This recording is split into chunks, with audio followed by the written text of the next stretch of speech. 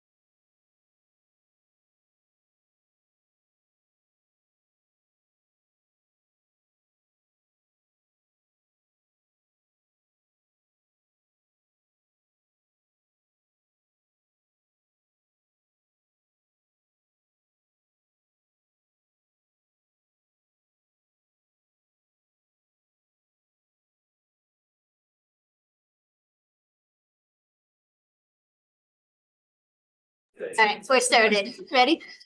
Oh, Alright, I'm starting. hold on one second. Oh, it's them. Oh, okay. We're getting Their audio feedback. coming out.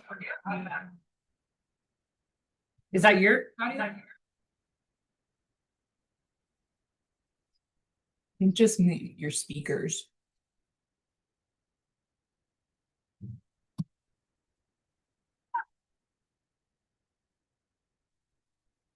Good, that's okay, that's it. Okay, I think we're good, thanks. I just want to say before we start, I feel like it's been a long time and we have all of you here. This is kind of nice. Welcome, everyone. First meeting of the year. And you're all here. Yay. Well, nice to see everybody. All right, let's get started. I hereby call to order the February 19th, 2026 meeting of the Town of Frisco Planning Commission. Would Kim please call the roll? Commissioner Conley, Here. Commissioner Lesmes. Commissioner Withrow. Here. Commissioner Forsythe. Here. Commissioner Tain. Here. Commissioner Stabile. Here. Commissioner Day. Here. All right, everybody's here. The previous planning commission meeting minutes have been distributed. If commissioners have any comments or corrections, please voice them now. Are there any comments or corrections?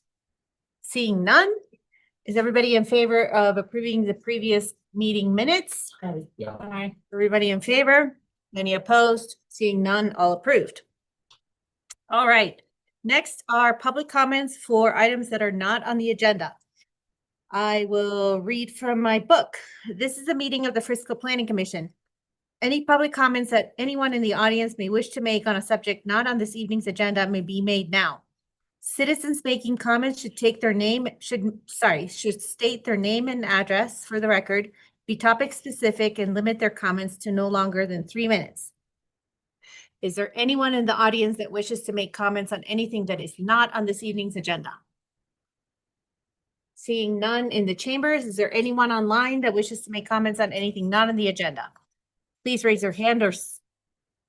I think it's only people in the room around. Okay, so seeing none, we will turn it over to this evening's agenda. There are 3 items on the agenda. At this time, I would like to open the public meeting portion of the Planning Commission agenda. This commission is appointed and serves as an advisory board to the town council. It has certain final authority as identified in the individual staff reports. For each item on the agenda this evening, a staff report will be presented. After the staff report, planning commissioners will ask questions of the staff. We will then allow the applicant, if they so choose, to make a presentation. After that, the public may comment on the application. So now we will start with the first agenda item, which is adoption of Planning Commission Resolution 26-01, a resolution naming the public place for posting notices of Planning Commission meetings for the town of Frisco, Colorado, in compliance with Colorado Sunshine Act of 1972. Every year per code, you are required to make it official of where our public place for posting is legally going to be. So this is exactly the same as last year's resolution. For those of you who may not remember, we post online is our official posting. So it used to be in the vestibule of town hall a long time ago. It used to be at the post office. Now it's just online. We follow what town council does also. So if you are okay with the resolution that was in your packet, all we need is a planning commission member to move to approve resolution 2601 and then a second and then a vote. All right, Second. great. All in favor? Okay. Any opposed? Seeing none, passes unanimously. Next item on the agenda is planning file number MAJ-25-0002, a sketch plan review of the major site plan application for a proposed mixed-use development consisting of 5 new residential units and 1 new commercial unit, in addition to keeping existing uses on site located at 121 East Main Street -6 degree townhomes. Applicant Margaret, sorry about your last name if I say it incorrectly, Seiden. Okay, representing Baseline 121 LLC. I'll turn it over to Chris. Okay. Right. Thank you, commissioners. Today, we're going to be reviewing a proposal for a mixed-use residential development at 121 East Main Street. The review is going to focus on the sketch plan, which is an early design phase, allowing the planning commission to provide feedback before the final major site plan application. As a reminder, there is no vote on the sketch plan. And as another reminder, the application was previously reviewed by the Planning Commission on June 5th, 2025, and the applicant was requested to return for another sketch plan to show further compliance with the town code. And as you saw in the staff report, the application before the Planning Commission tonight shows compliance with most of Chapter 180, and staff is confident that the application will show compliance with Chapter 180 at the time of the final site plan review.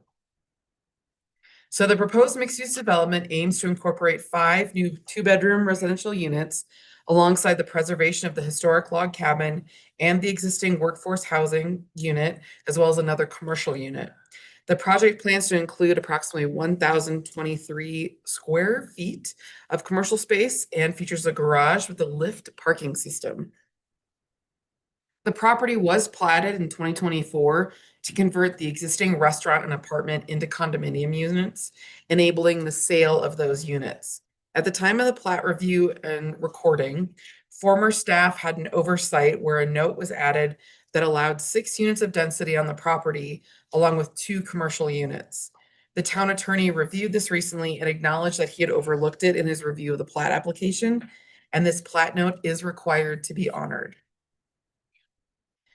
The community plan was outlined in the staff memo. Staff requests that the Planning Commission provide feedback tonight on whether the project is designed to be integrated into the downtown core. Specifically, does the project preserve and enhance the town's historic resources? Does it reinforce Main Street as the heart of the community from the lake to the mountains? And does it maintain a diverse and strong economy? As noted in the staff report, the development shows compliance with all requirements of the Central Core District, with the exception of maximum building height, which is reviewed on the next slide. The maximum building height is 35 feet for a flat roof and 40 feet for a pitched roof in the Central Core District. The application shows that the building exceeds the height allowed in one location, as circled in red on the images. Staff met with the applicant and architect, who are confident that they can make adjustments that won't lead to major changes to the building design, and the structure will be in compliance at the final site plan review. Staff also explained to the applicant and architect that 2 other points are shown at 40 feet, which is permitted in the zone district and can be approved, but there is a high chance this could lead to a height improvement location certificate coming in over height, and the structure then requiring to be lowered, which is added time and expense to the project. So access is being taken from Galena Street Alley. Residential parking spaces, including visitor parking spaces, are available on the premises. However, the ADA spot is labeled as a visitor's space, which is circled and highlighted in yellow. The application does show an extra parking spot, so the site can accommodate a guest parking space. The dimensions of the parking spaces meet code. However, the parking lift dimensions are smaller than the size of the parking spaces. Staff requested assistance from the town attorney to determine if the proposed parking spaces meet the minimum dimensions as required by the code. The town attorney determined that the proposed parking lift system within the parking spaces as assigned complies with the town code. The Planning Commission, however, must determine whether the tandem spaces in each garage meet the intent of the parking regulations. Further information on the turning radius within the parking garage shall be provided at the time of the final major site plan review. This version of the application now complies with the understructure parking facility provisions by screening the parking from adjacent properties. And the Planning Commission must find that the tandem parking layout is functional and complies with 2 of these 4 criteria. In addition to parking requirements, all other development standards were reviewed within the staff memo. Landscaping has been flagged since the planting strip is too narrow.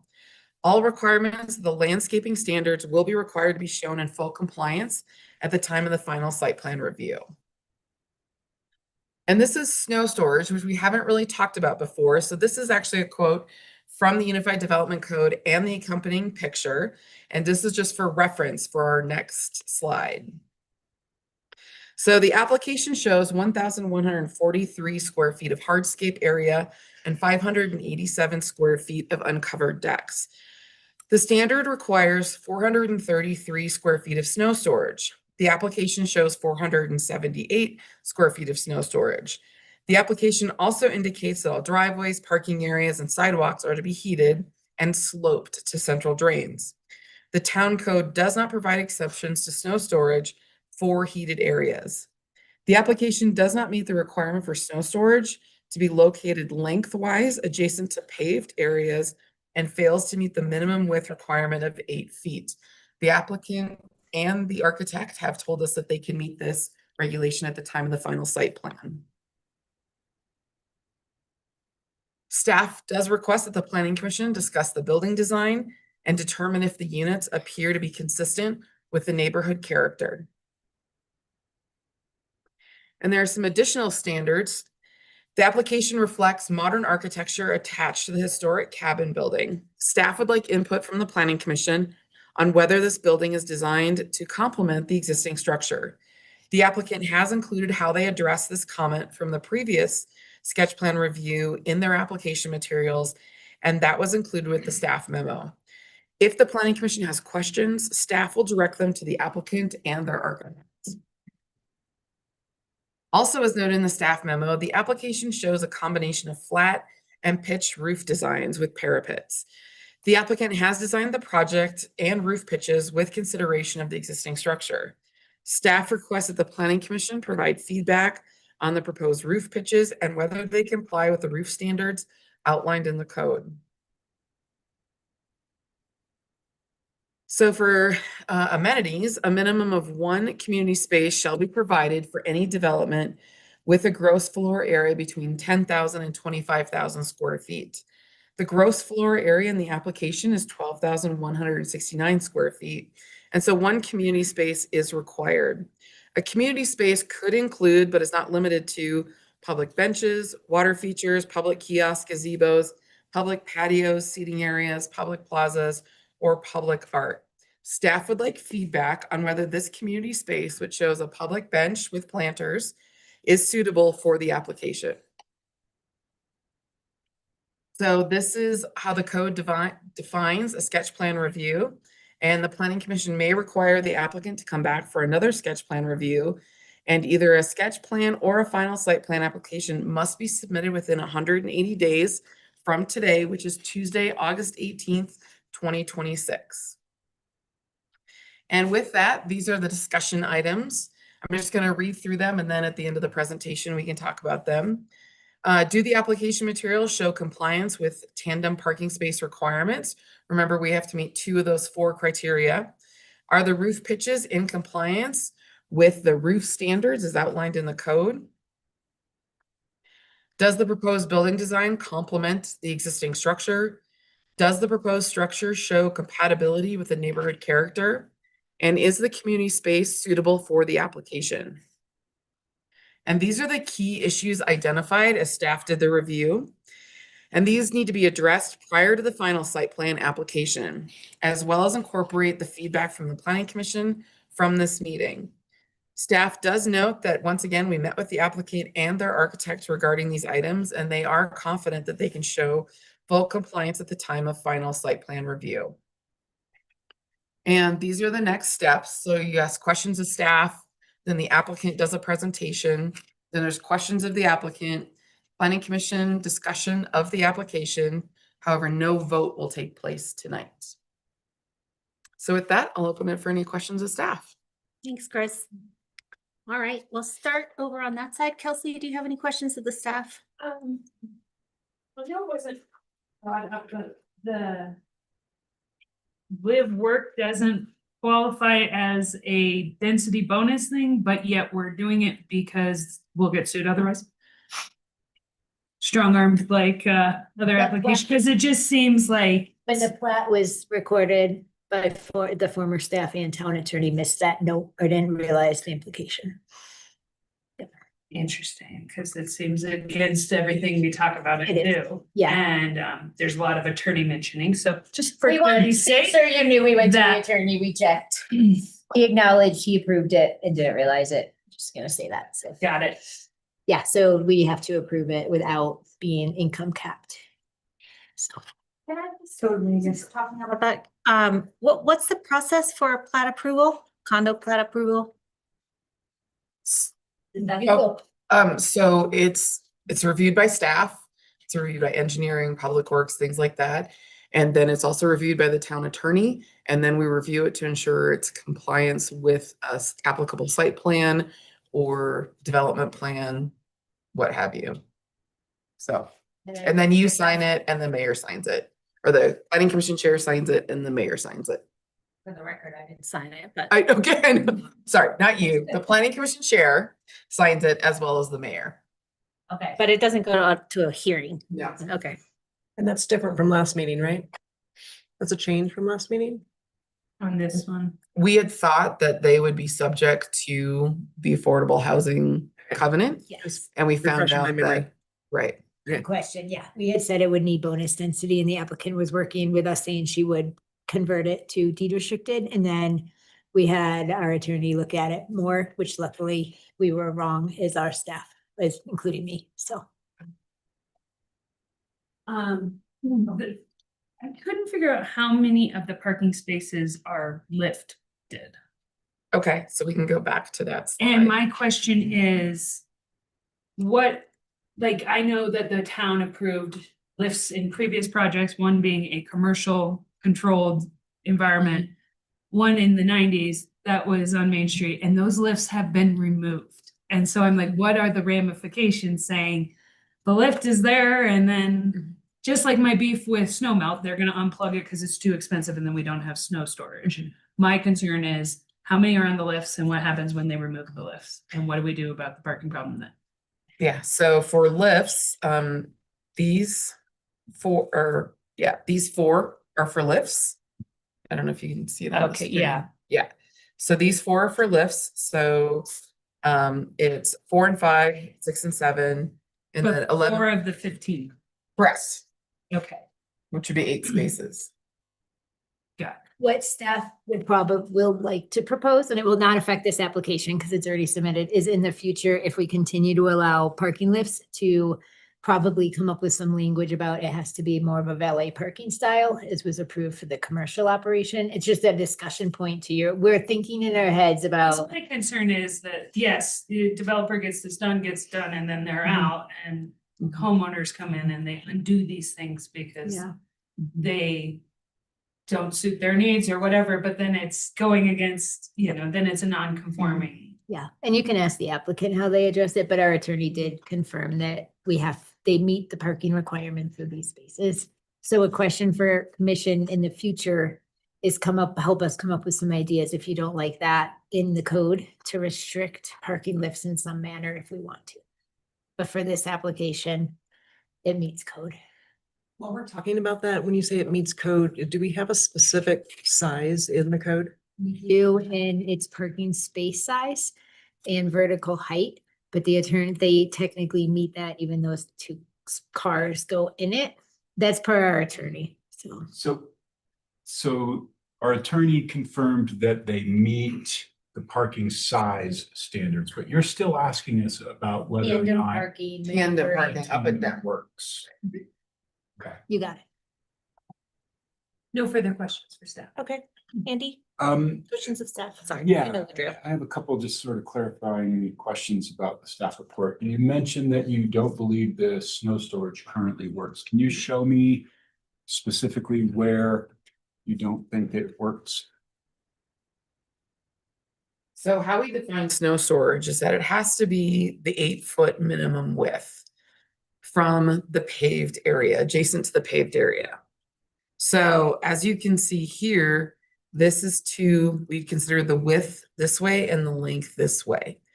So, and the width here, whereas this is the length. So this needs to be 8 feet. This needs to be 8 feet.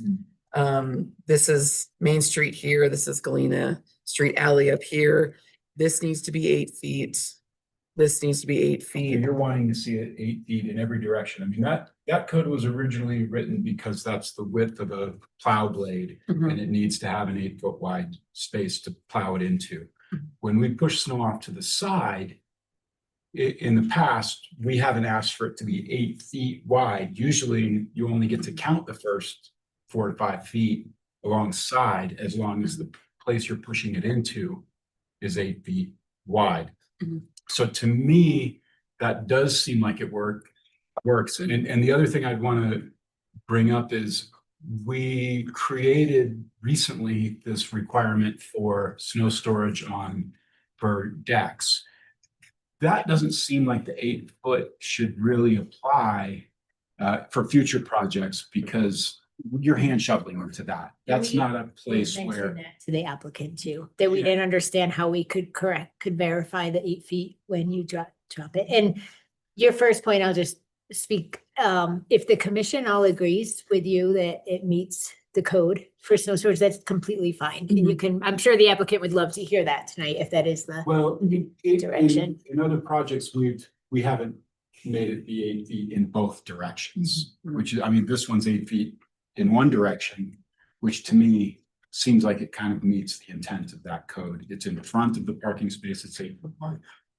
So you could plow in, you could plow off to the side. Excuse me. Okay, next. Sorry. There was something in the staff report about the landscaping areas being really narrow. Mhm. Can you highlight Yeah. what the issue is there that you saw? No, it doesn't do. So this, yeah, highlighted strip right here is actually only 1 foot wide. The planting detail that they provided on the landscape sheet says they need a minimum of 3 feet in order to be able to plant trees. So the planting strip, right here only goes from here to here. Mhm. This is a sidewalk. So however, in this zone district, you can have planters, you can have, because we know that we want stuff close together in the central core. So they don't necessarily have to put these trees here. They could do planters, they could do benches, they could do things like that. And when we met with the applicant and the architect while we were writing the staff report, they said they could modify the landscape plan Okay. in order to meet that. We don't need to talk about that. And then you also, in one of your questions, asked us to comment on roof pitches, but I didn't hear what the confusion is about roof pitches. So do you think these roof pitches are appropriate? Are they varied enough? We do have flat roofs that are on the roof. In the application on the roof plan, we've got, 2 to 12 roofs, and then we just want to make sure that they're, per the planning commission, are there enough variations in the roof pitch? Okay. The biggest question on that, just to clarify, is that the code technically says where pitched roofs are utilized, a minimum pitch of 412 is required. But it doesn't make a lot of sense to us as staff, because we also say a pitched roof is greater than 212. So why are we requiring 412? And the architect made a case, which I'm sure they'll speak to for you tonight, that they wanted the roof lines to incorporate the existing and not have some abrupt steep next to the flat. So we're a little bit uncertain why we actually say they need to be 412 when we pitch don't have to be that steep. And there are some. And there are some, yep. So it was specifically really calling out that minimum of 412 is required where pitched roofs are utilized. Okay. And the intent could be that it meets it or it doesn't. Right. We're okay with I think there's a little interpretation on the planning commission's side for this. Okay. Thank you. That's all I have. Just. Yeah, could you go over the tandem spaces just in more detail? And so the question is really, is the lift system functional? Is that the real question? No, so what we're asking is, does the tandem space that are on top of each other, does it meet one of these does it meet 2 of these 4 criteria?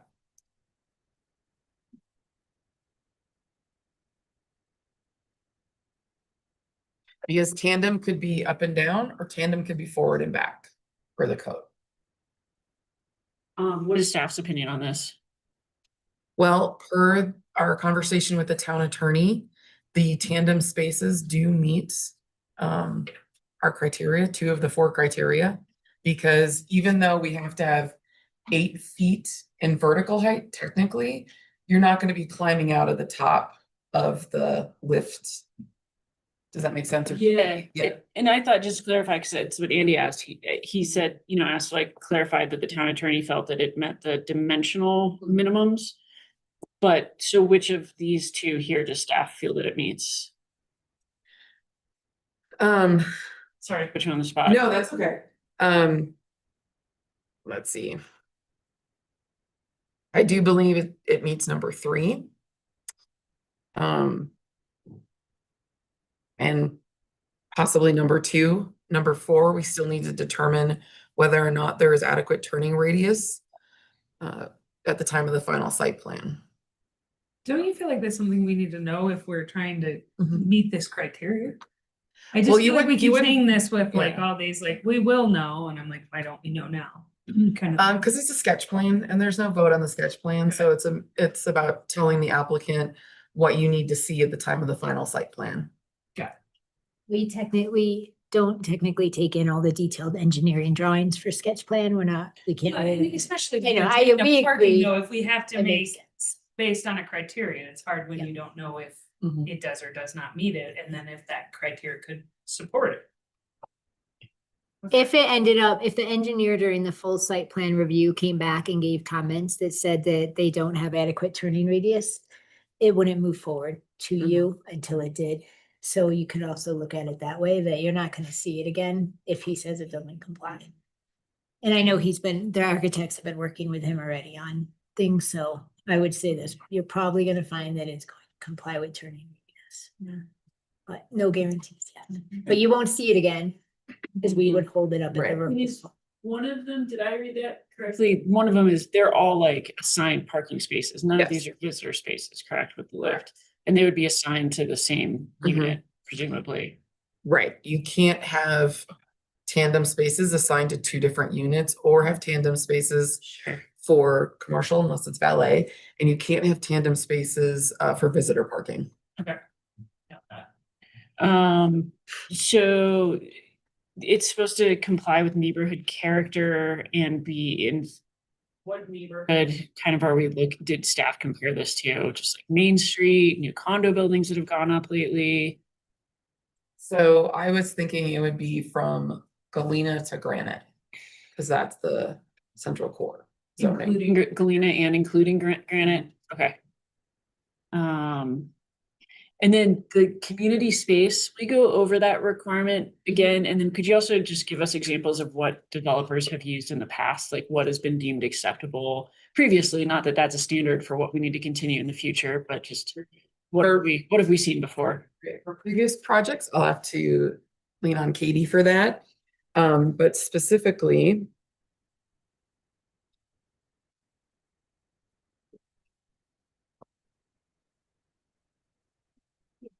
Yeah. so the amenities, the purpose of the amenities section is to enhance development with the amenities that promote alternative modes of transportation and provide community gathering spaces.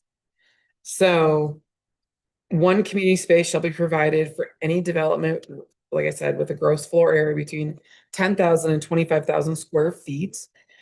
You can, okay, so community space includes, but is not limited to public benches, water features, which I don't think we want a water feature, public kiosks, gazebos, public patios, seating areas, public plazas, or public art.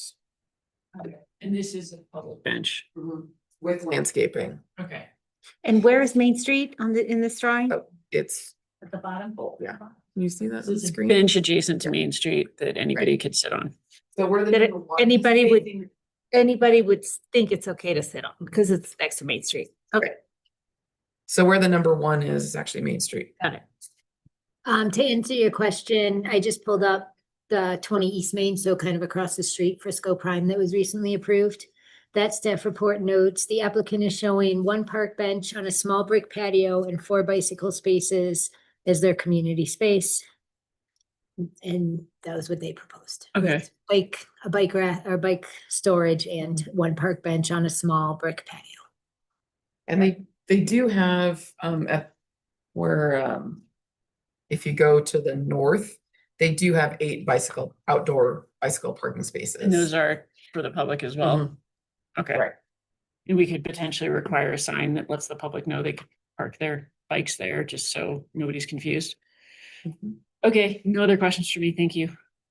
Oh, actually, sorry, I did have one more question. Sorry, the density, right? So it was, we basically, with the plat note, added a unit of density to this site, and that's the Housing Helps Covenant one, whereas normally we would say you need the full deed restriction with AMI, but because of that oversight, it's the Housing Helps one. Correct. And there's no, like, the town of Frisco doesn't have like a density bank where they could extinguish some density elsewhere or anything like that. Okay, got it, thank you. So what is the height on the tandem? Is it 8 feet? Yes, so you're supposed to have 8 feet of clearance is how it reads in the code. So your 8 feet would just be to make sure that those 2 tandem spaces can go up to 8 feet. For the Uh, actual model of car, I think that's what you're looking for. Oh, Yeah. oh, You can let the applicant answer that during their Tahoe presentation. with a cargo thing, that's 7.9, Applicant, Yeah. right? 7 feet 9 inches, okay. Yeah. Um,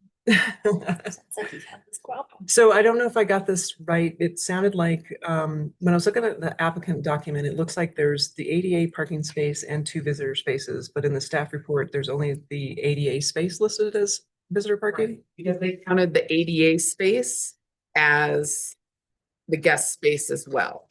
So if you look on the screen, the highlighted where the red circle is, Yep. they put ADA and guest. So it's labeled as number 8 on the screen, could be a guest space, or number 9 could be a guest space. They just can't have the guest spaces in the tandem parking lifts. Okay. But you can count an ADA as a guest or not? Okay, you can, okay. So, but the visitor space is required. One And visitor space is required. And it can't be an ADA space. Correct. So technically, this is short. No. No, They have got 15 it. spaces. You're required to have 14, including the ADA. So the 14 is 1 guest space, 2 parking spaces for each bedroom. And then the other part of the platting process is that for that 4-bedroom Housing Helps unit, they were only required to provide 2 parking spaces, not 4. So we have the 2 for the 4-bedroom live work unit, and then we have 2 for each 2-bedroom unit, 1 guest parking space, and the ADA parking space can be counted towards the total, but it can't be used as a guest space. Okay, so they do have enough parking. Yes, they Yeah, do. they do have it covered. Yeah. Kind of along the line that Kelsey was asking, I don't know whether there's any we can do about this, but what if like total failure happens with the lifts after construction's done and everything? Is that just, They still have to show compliance with the parking requirements somehow, some way. So they might have to replace the lifts. that's on the homeowners though, It'd be but on they the would, homeowners. they would have to deal with that, okay. And then there was 2 spaces, I was a little bit confused on the drawings, I think. So there's the park bench, which is the community space that has the planters and then the bike racks. And then there's the indoor space, I think, that has like seating with the fireplace, that's only for residents. That's only for residents, correct? And then there was mention in the staff report about landscaping on the west side, but there's only landscaping on the east side? Or is it landscaping? On both sides. I just zoomed in for the slide to show on the east side, there is enough space. There's enough dirt to meet they have 5 feet in order to put the trees in. On the west side is the problem because there's only 1 foot. Okay. Yeah. Right, that's it. Ira, do you have any questions of the staff? Yeah, I think you mentioned there was some heated outdoor sidewalk spaces. I don't know if it has to go, is that something, do we know who's paying that electric bill? Is that HOA or individuals? I will leave that to the applicant to answer. Okay. And then if I read correctly, currently the Loaf and Jug, there are two curb cuts to get in there, two driveways. And one driveway, the western one, is gonna disappear. And I read all kinds of reasons why there's no recourse for Loaf and Jug. Right. So the contracted town engineer is in discussions with the applicant about that access. So they're gonna have to work that out at the time of the final site plan, and the applicant may have more information based on their conversations with the contracted town engineer. Okay. I guess it would be to ask them, but the drawing showed solar panels. Do you know if that's for artwork or for real? I would ask the applicant. Okay. Okay.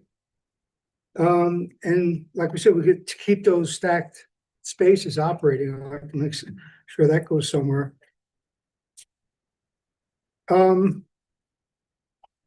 think that will be it. A lot of it's been covered. Thank you. Candace? I had a similar question as Ira about the access. As far as the historical requirements of keeping that existing building, is that like a nice to have, or is that an actual requirement? It's a nice to have. And it's also owned by a separate entity than the applicant. So the cabin restaurant and the unit above actually have been sold off to another entity. So if they want to tear down that cabin, they will have to have that property owner be party to the application. Separate parcels? That's how we platted for the live work units, is that they partitioned off the cabin with the second story, and then they platted 2 parking spaces behind it assigned to the residential unit. Okay. I have more questions about the tandem parking, but I'll save those for that. So, that's it. Okay, and kind of overkill now that I'm last, but do you mind just going over what changed since the last time? So the applicant previously had, can I find a overall site plan? I don't know if I have an overall site plan here. But the applicant used to have the guest parking space on Main Street. So now they are accommodating all their parking on the property. How did they do that? What do you mean, how did they, that's what they are proposing to, Okay, because when we thought the affordable housing unit required, if it wasn't deed restricted AMI, they had to do 1 parking space per bedroom, which was the 4 parking spaces. So because they only platted 2 parking spaces, that 4-bedroom unit has to have 2 parking spaces. So as opposed to 4 parking spaces. Normally, if we did a live work, no AMI restriction, they'd have to provide 1 parking space per bedroom. So as part of the platting, something was platted a certain way, it's only required to have a 2 certain parking number of spaces. parking spaces? correct. Okay, They also amended the step backs between Galena and Main Street. So those architectural. So let's see, northeast perspective. Yeah, so this is they step this back so it meets setbacks. You don't have to meet step backs on the side, but you do on the rear and the front. So this is this would be the front. So they also changed the distance between the transformer and the refuse enclosure, because that has to be a minimum of 10 feet. And they also are working with Public Works Director, because these do not meet the minimum separation of 20 feet. And they also are working with the Public Works Director on the slope of the parking going into those lift spaces. It's 6.5% grade, and we allow a 4% grade. So however, they are working on getting an exemption from the, or not exemption, what's the word I'm looking for? wait, Waiver, thank you. A waiver from the Public Works Director. They also, in the applicant's narrative, they did state that they are trying to do more to integrate the historic cabin into the overall architecture. That is up to the planning commission to decide if they succeeded. I think that's where we're at. Okay. And then so when we were talking about the width of the landscaping, only being 1 foot, is there a minimum width to the sidewalk that makes it be only 1 foot, the landscaping strip? So the There minimum- is a minimum width to the sidewalk. Yes. It has to be 5 feet, 6 feet, 3 something. Oh, 3 feet? Oh. Okay. Narrow. Well, typo. Okay. And then why is there a question around the size of the parking stalls? I guess you said, we're gonna figure this out later. I don't get it. Does Okay, it mean so- size or doesn't it? I don't understand why there's So- confusion there. Yeah, so the size of these parking stalls, as they're drawn, do meet the 18.5 by 9 feet. However, I lost my cursor. These lifts are 14 feet long. And they can be anywhere between, I think it's like 5 feet or 6 feet wide to lift the cars. So there's different models of parking lifts you can get. However, I'll let the applicant detail those to you. But what we asked the town attorney is that we have the drawing show parking spaces that comply with our dimensional standards. However, the lift equipment and the lift platform are smaller than our parking dimensional standards. However, the town attorney determined that even though those lifts are smaller than our parking space dimensional standards, the parking space itself still meets our dimensional standards, Even the upper space? even the upper space. Because the platform doesn't need to be as big as the car, sort of? Correct. Yeah. Something like that? Mhm. The platform can lift a bigger car? Okay. Sure thing, Thad. Okay. Okay. And then can you go back to that plat note that's whatever happened there? Is there any way that I can argue that this says the declarant reserves the right to develop 5 residential units? Nowhere in there does it say market rate units. Our attorney was very clear with their attorney, Because it was his mistake. that it was Yeah. fixed density. I would say you'd have a tough time arguing it. At least you wouldn't, it'd be tough for staff to say argue it because we wouldn't be supported by the town attorney.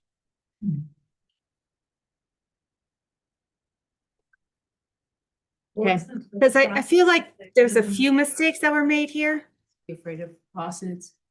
Yeah. Do you have a process, sorry, like, do you have a process like, at the county, right? Like if you record a plat and there's like a mistake, there's like a process for amending, like this was a mistake. Same way the county has. I mean, the planner is over at the county now, so we don't have to have that mistake anymore.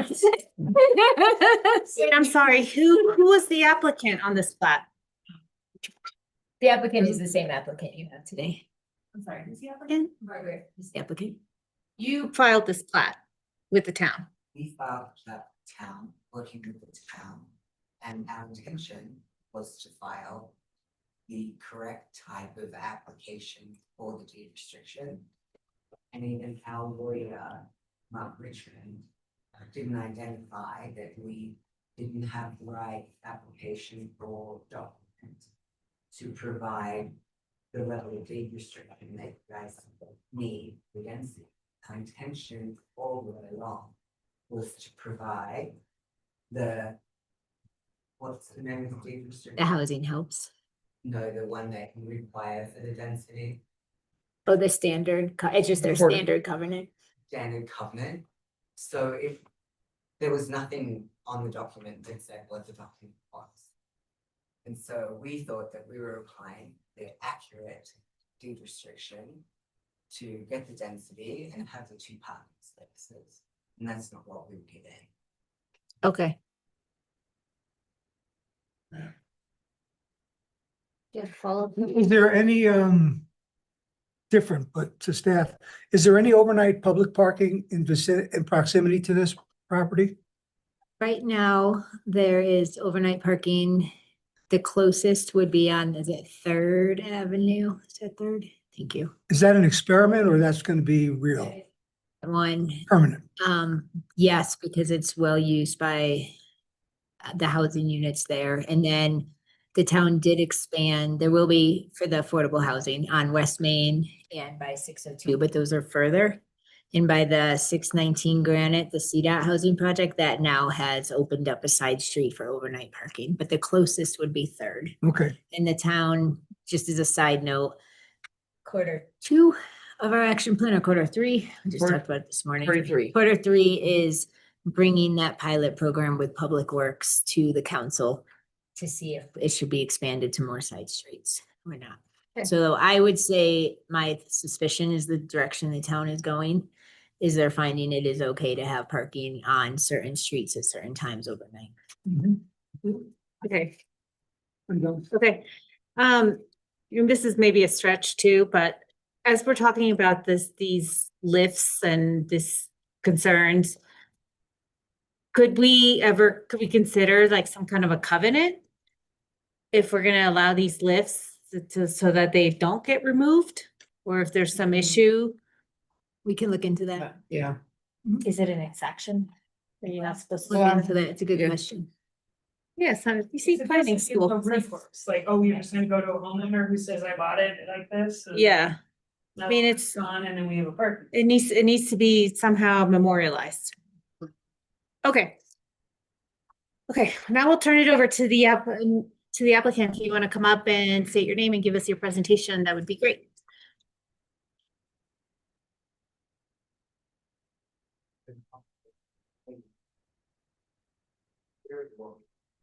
That's fine, just speak into the microphone. So we can hear you. What is it that needs to be shown? You guys, Can you help sharing? I think.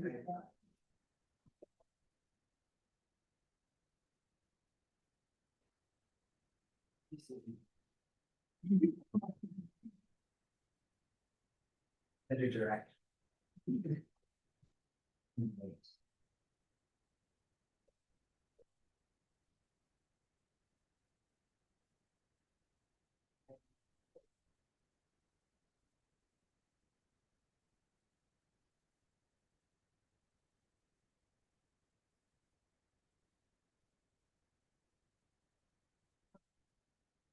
You're not for everybody what you. Yeah. That's today. My name is Margaret Zayden, this is Rachel. You come over here just because there's a couple people online now, and maybe they'll hear better with that mic. Sorry, Margaret. Hi, my name is Margaret Zayden with 6 Degree Development, and we've been working on this project for a few years to get it to a place where it would be a wonderful addition to the town of Frisco. Initially, when we purchased the site, the Log Cabin Cafe owners had decided that they were no longer going to operate. And we felt that keeping the log cabin in place was a very important part of the overall project, considering its proximity to the historic center and the historic park. And a lot of people have enjoyed coming and going from the restaurant over to the park over the years. But how could we do this in a way that we could bring forth some viable, beautiful commercial space and some residential? The log cabin itself did have a single person apartment, just one person used to live up there. We went in and fully renovated the apartment upstairs, added another bathroom, completely gutted it and finished it out into a beautiful space to live. So with its proximity with 2 parking spaces and its accessibility to public transport, bicycle transport, and these kinds of things, we feel that it is okay with the 2 parking spaces, because predominantly the people that live upstairs actually work in the restaurant. And as you know, if you're in the service industry, getting places for your staff to stay is very difficult. Overall, the site that we have on Main Street, and something that we were all talking about, was the egress with the neighbor. Second Street was, of course, I guess, closed down or abandoned by the town, and half of that was sold or assigned to our site, and the other half was assigned to Loaf and Jug. I think that, is it Ira? You had a question about the driveway going away. The driveway's not actually going away. There's still, we're working with town Public Works on the radiuses outside of that driveway, but it's still, the standard 24-foot is actually there. The radiuses just don't make it up quite right. So we're working with them to get that passed and sorted out. So it's not like They have both. they'll have two driveways, yes. And more importantly, the side of Second Street that still exists is in the north direction. And that's the side where the gas tankers pull in and load. So when we designed the site, we actually built 5 foot back off the setback to accommodate for that. But then we later found out that there is a water easement there as well. So we were fortunate that our design was outside of that easement. So I'll just go on a little further. I might just go to some of the other points.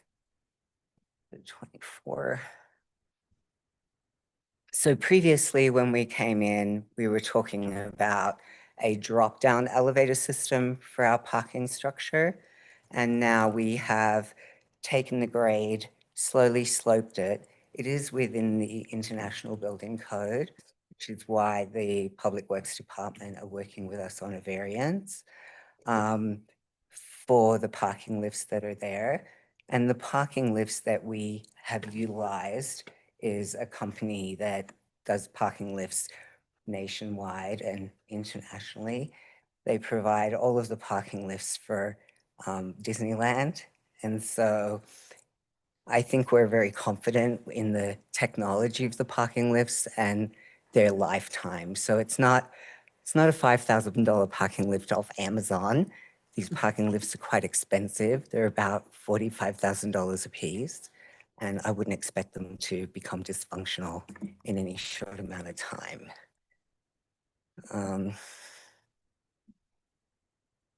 Just go back to the front. I have a better picture of that. Just bear with me.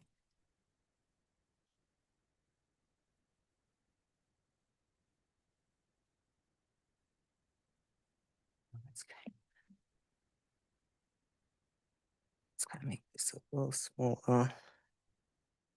To my tab, excuse me 1 minute.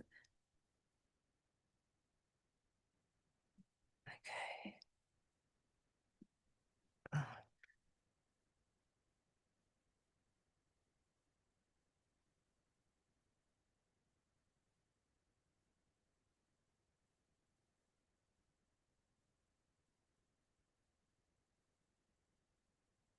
I'm sorry.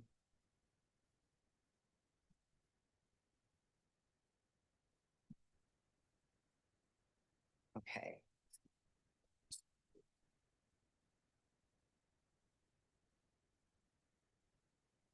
Some of the other questions that, oh, no, it just disappeared. Some of the other questions that came up about actually, Ira, you even mentioned that, about the heated external pathways. We're not going to move forward with those. I think that that was from an earlier rendition of our plan. And the driveway, the sidewalk on the west side of the property is actually 4 feet. And we could look to narrow that down to 3 feet and put in the planters. But we are, double on our landscape. So we have probably too much vegetation in there. And we could dial that back a little bit. Oh, I'm just fighting with this. I apologize.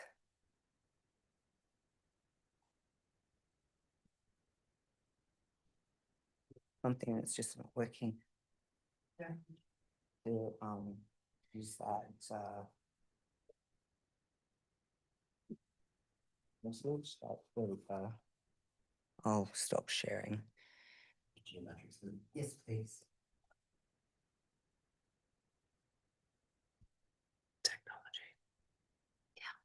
So in changing the front of the building to be more compliant and more accepting of what's in the neighborhood and what works in our local community and some of the things that you've seen, we've worked to bring into alignment. We used to have kind of like a large, very modern kind of a screening in the front there. That screening is to hide the kitchen equipment on top of the kitchen of the existing restaurant. So we've set that back and we've added that, this is a gable, in the front there, and added a chimney in the same rock as the log cabin has to soften that whole front a little bit. We've also lowered the roof line on the commercial so you can see more windows and of the next layer back, and it helps with that visual look on the front of the building.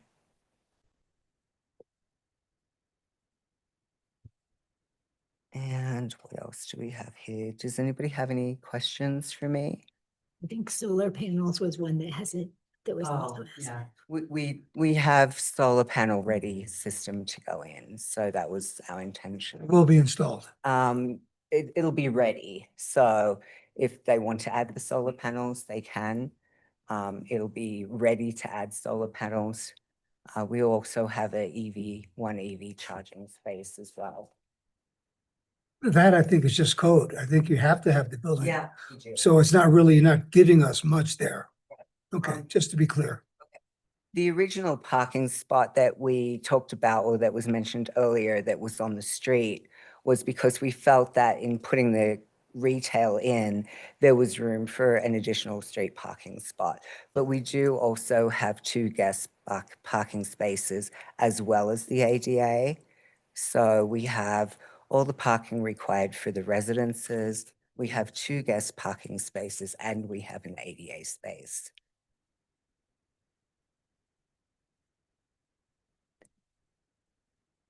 Anything else? Is that your presentation?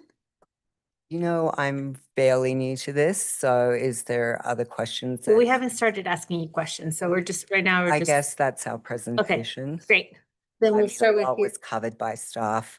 I think we've seen this product a lot. okay, we'll start asking you questions. Candace, any questions of the applicant?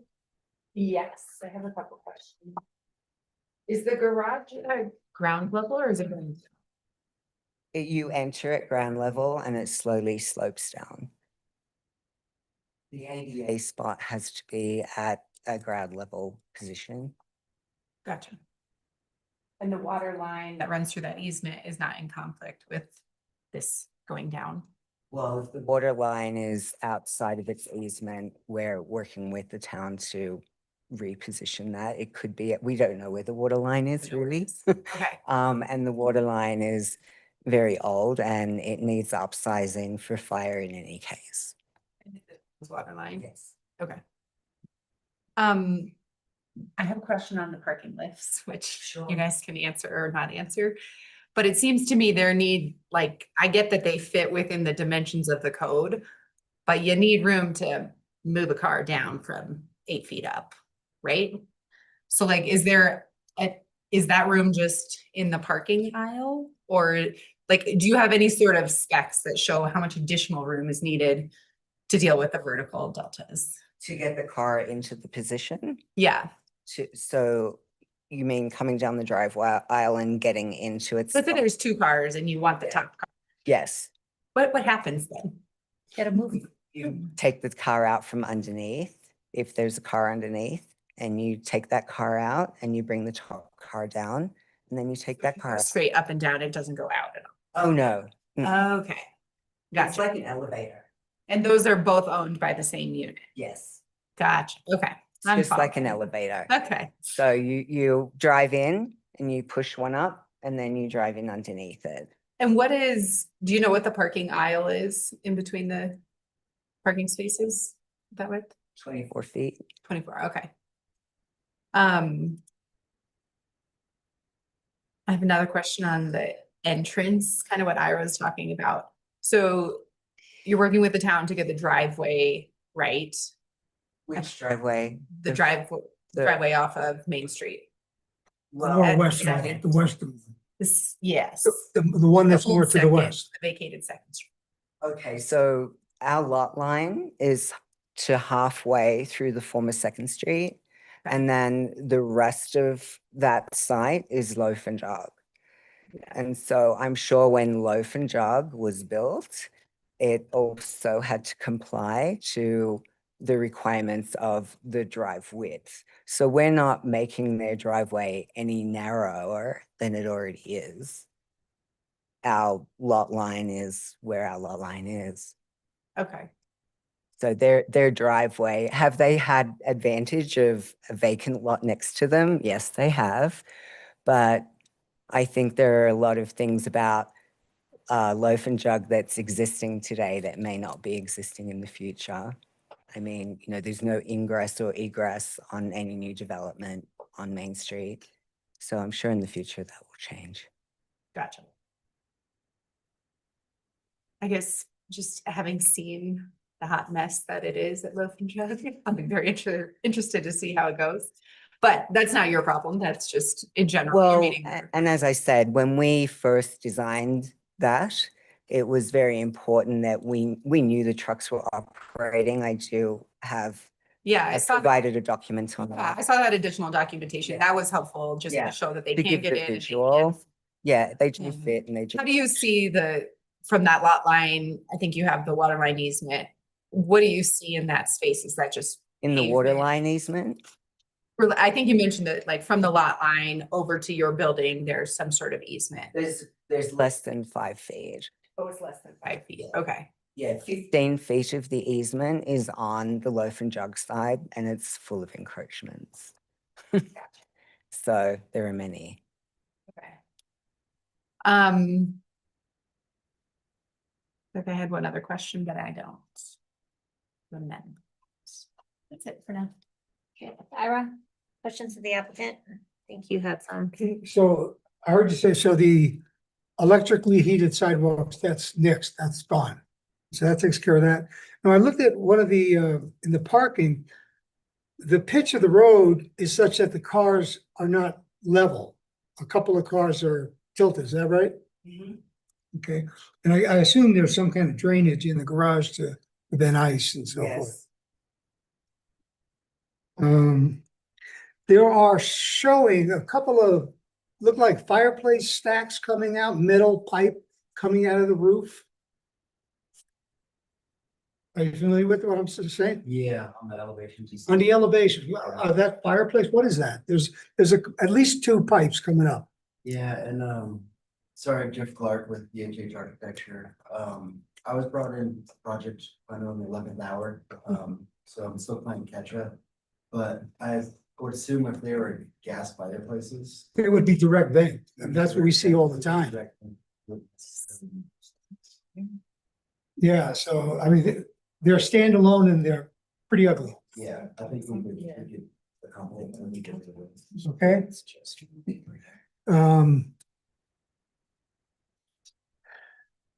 So the lifts, those spaces that have lifts would fall to maintenance, would fall to the owner of those parking, the unit, right? Those spaces will be assigned per unit.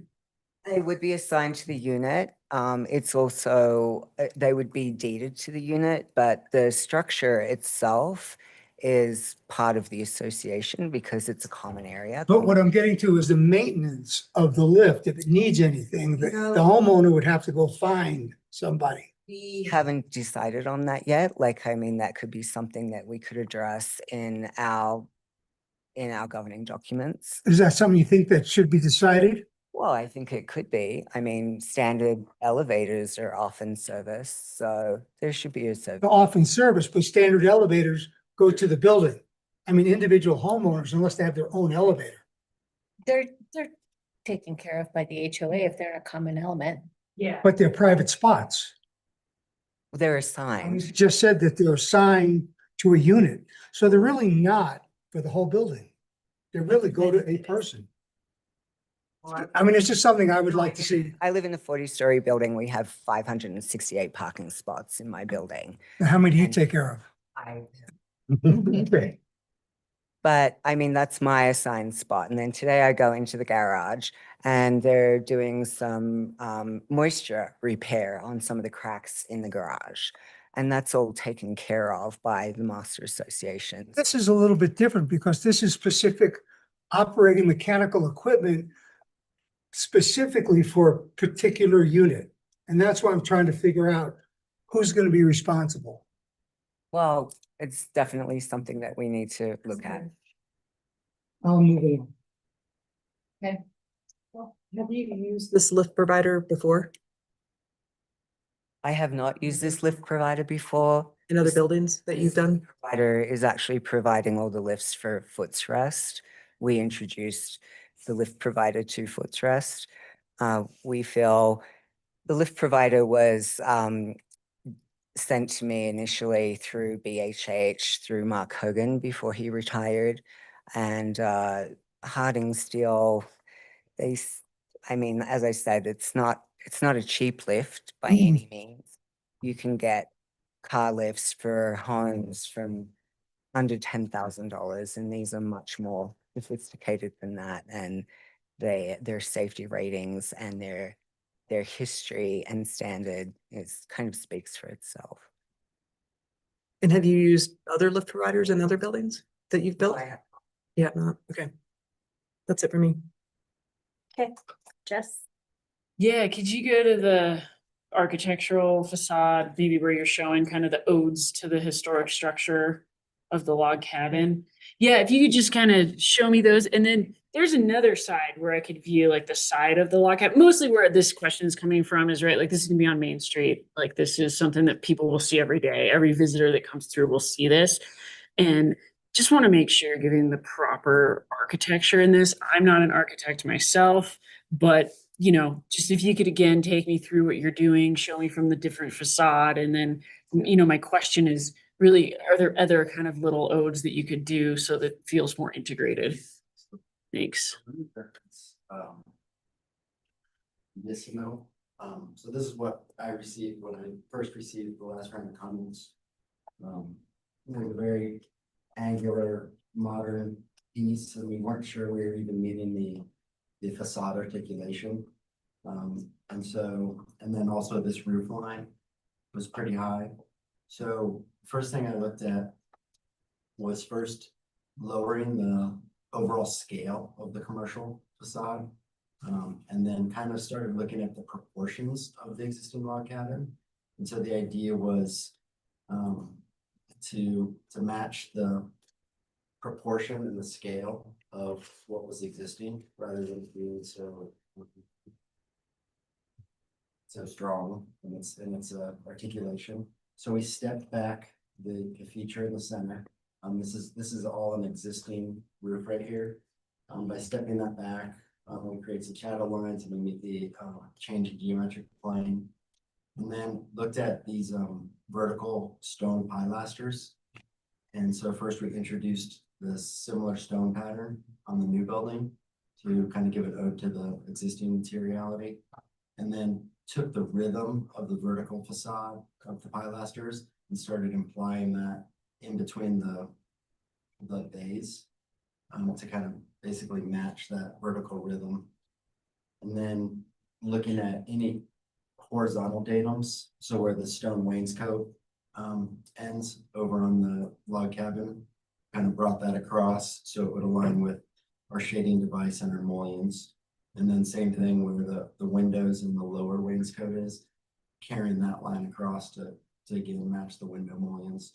So taking kind of the minimum elements that were available from the existing structure and trying to incorporate every single one we could. Okay. Short of making it look. Yeah, thanks for that explanation. The area that's over the commercial, how far is that set back from the commercial? Like the new, like the new residential that looks like it's over the commercial right now. Sorry, it's hard to see, that is, it's quite far back, Okay. so I think there's a perspective rendering that kind of, you wouldn't actually see that. So from a perspective view, that's set back quite a bit. You know. Okay, got it. And then from the other side, if I'm on the, West side. East side. west. Yeah, no, if I'm on the west side, because I'm still looking at like you just kind of showed me from Main Street, which I do think is your most important, right, facade to match those historic elements. But yeah, if I'm looking at it, From the Elephant Jug or from the other side? the other side, Yeah. Okay. The other side. because I'm still seeing the log cabin on that side. I'm just curious if you're Okay. able to continue any of those elements across. And I'm mostly From curious this if side. Andy's, and this is what I'm most curious From about. this side. Right here. So it's like northeast Southwest. This way right here. from that corner, okay. Andy? Are we moving on? Yeah. Well, I mean, I think there's an interesting thing at the beginning of this is, you know, most people might not call the log cabin the most Historic. attractive building on Main Street. Yeah.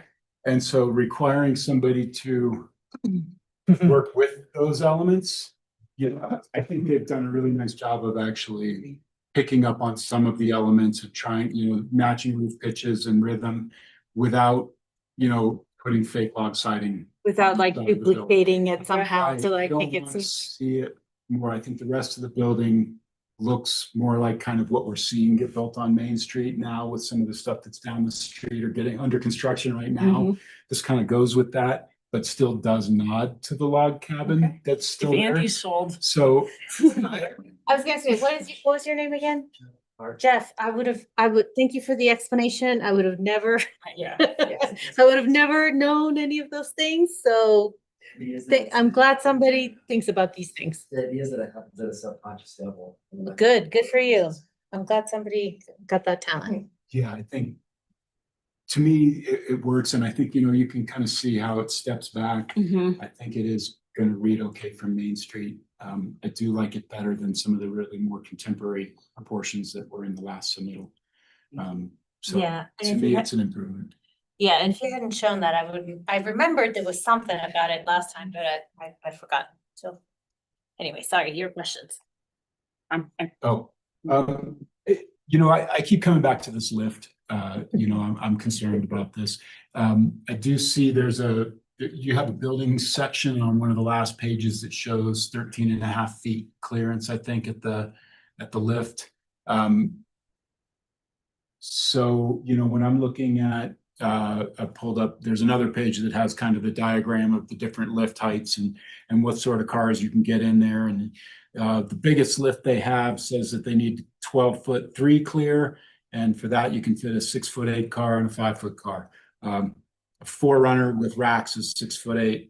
A Subaru Outback is 5.5 feet. So I feel like we're tight in there. You know, we can't, you're showing an Audi TT or something in one of these, and not everybody's going to be driving two of those. So I'm concerned that we don't have two functional spots. If we truly have 13'7" clear, I think that it probably is starting to work. But I also know that when you get a situation like this, fire sprinklers, plumbing, HVAC, everything that starts getting dropped below that slab is going to impact your height limit in there. So have you started looking at those systems and how to keep those away from this car lift so that we don't impact that height limit? We're actually not putting in HVAC.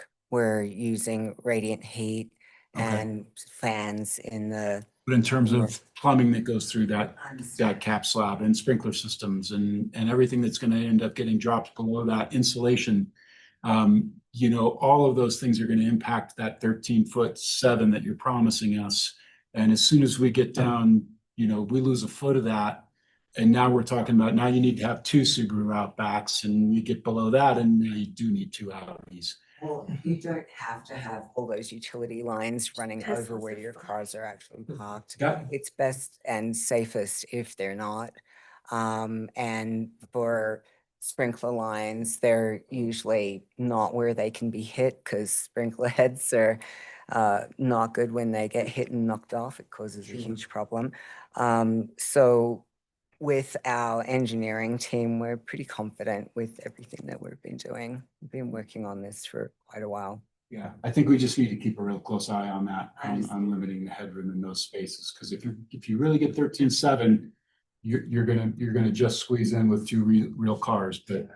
No, and I appreciate the comment, and it's, I brought this up to Margaret, and it was hard news, because, we told them we still need to address the sound insulation and thermal insulation, and so the reality is we're likely to start absorbing some of that, and we're seeing height and secondly.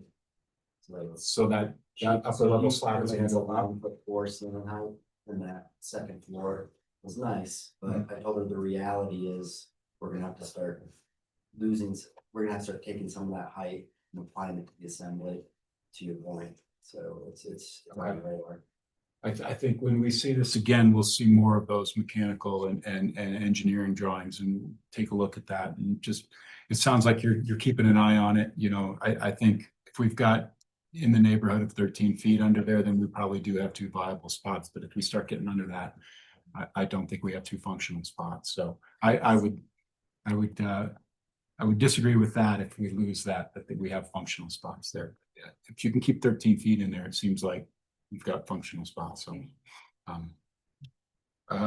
Let's see, the other one, on the roof plan, it looks like you've got some decks, near the, ventilation and hood system, the exhaust for the commercial kitchen. What sort of clearances are you dealing with on that? Well, I guess it's not there, it's on the front side. Were you looking at an elevation? No, it was on the roof plan, but it's the Main Street half of the roof plan where you've got going.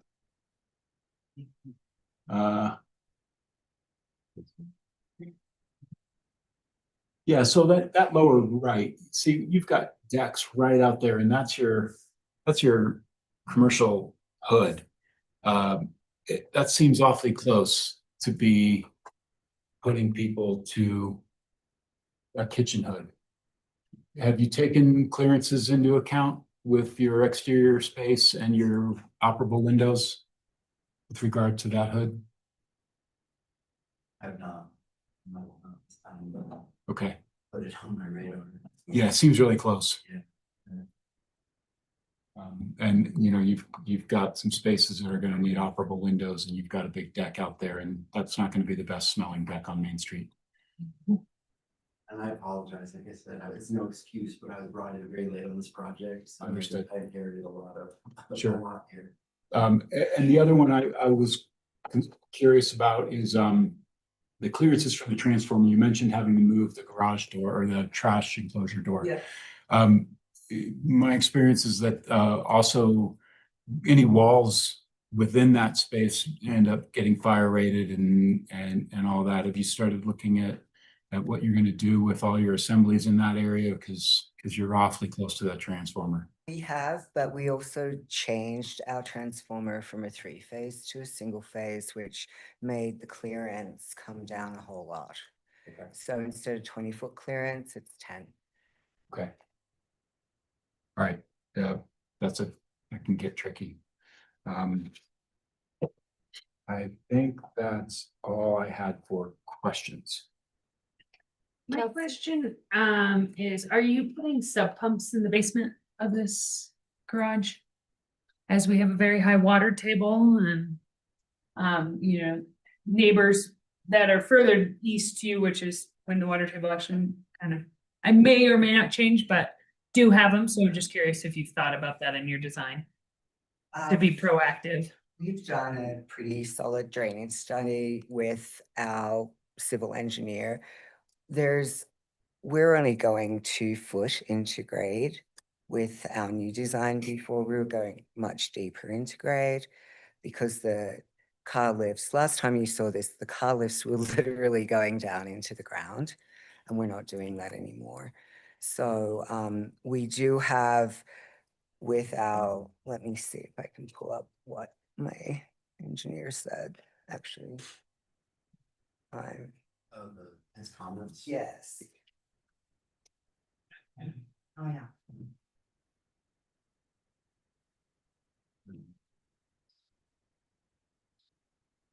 Let me pull it up then. I don't know if he has a sump pump, but I know he's designing the storm system and we're relying on our civil engineer. Yeah, more of just a heads up, we've seen it, you know, and then Yeah. retroactively have to That's come in not and my put them in. intention. Yeah. Not being our intention, because they're not very successful, some pumps. So part of what he has done on the drainage, and I'm not an engineer, so I'll do my best to explain it to you, is he's got an infiltration system that if in an emergency, if the system becomes overloaded, it would release some water, but it wouldn't, it's not anything that would flood into the garage. It would release up above into the storm, but not as a constant flow Yeah. into storm.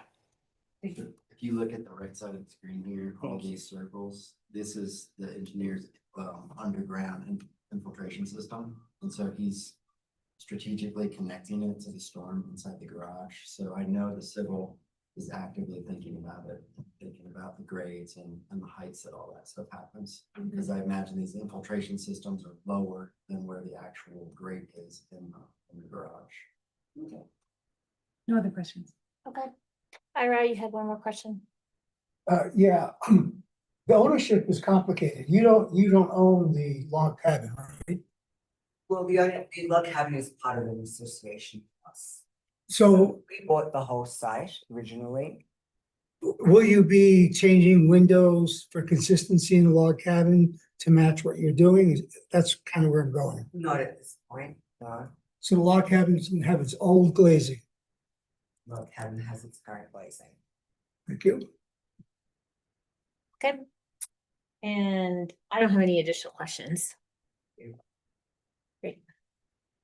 So I guess now we will turn it over to, oh, is there any public comment? We don't do public comment for works, or we do? Okay, we do. Never mind. Do we have any public comment on this application? I'll turn it over. Public comment? Nope. Anybody online wish to give us some public comment? Raise your hand. Seeing none. Okay, we'll turn it over to Commissioner deliberations and comments. There is no vote on this, but you know, if you guys, whatever feedback you have for the applicant. Let's start with Candace. All right, I'm gonna go to all Chris's questions. I guess the lift still gives me heartburn. $45,000 means it's nice, but it also means it's $45,000 to fix, which our HOAs typically, hopefully yours will be well funded and can do that. But I think Chris and Katie, it's a good thing to start thinking about as we see more density. I think we'll probably start to see more creativity. So I think it's something we need to think about. I would like the 4-bedroom unit that only has 2 parking spaces to not be in the lift. That's just a small recommendation. Okay. No, it's not. at Figured all. you guys had covered that. I'm just going to Chris's questions here. Tandem parking, I agree. I think the engineering is probably there. I don't really like the tandem parking in general because it just doesn't really work as well as regular parking, especially when we see this density. So, but is it meeting the code? I think technically, yes. The roof pitches and the building design consistency, I defer to my architect friends. I think at first blush, I was like, I don't know. You can really tell. And I brought this project up and somebody was like, oh, is this like the old Dillon Inn and by the Bluebird? And I don't think it's like that. I think it's integrated, but at first blush on the drawings, I was like, it's a pretty stark difference between modern log cabin, but your explanation and the subtle intuition like helps to know that you guys are thinking about it and doing what you can. I think there was one other thing I was going to comment on. Oh, the community space. I don't have a strong opinion on that requirement. I do think looking at the gas station is less desirable than looking anywhere else. But that being said, there's a bench on the sidewalk right now today, and there's parklets at the restaurant sometimes. So I think there's still a community space around this parcel, even if these benches or whatever you guys end up with look toward. There's probably beautiful views looking that way on Main Street. I think that answered most of the questions. In general, I think you guys have made a lot of progress from where we were. So thank you, and thanks for bringing it back. And I appreciate the creativity, and I'd love to see this parcel have more vibrancy. And I think you're dealing with a lot of unique challenges and coming at it with the creative perspective. So thanks for sharing.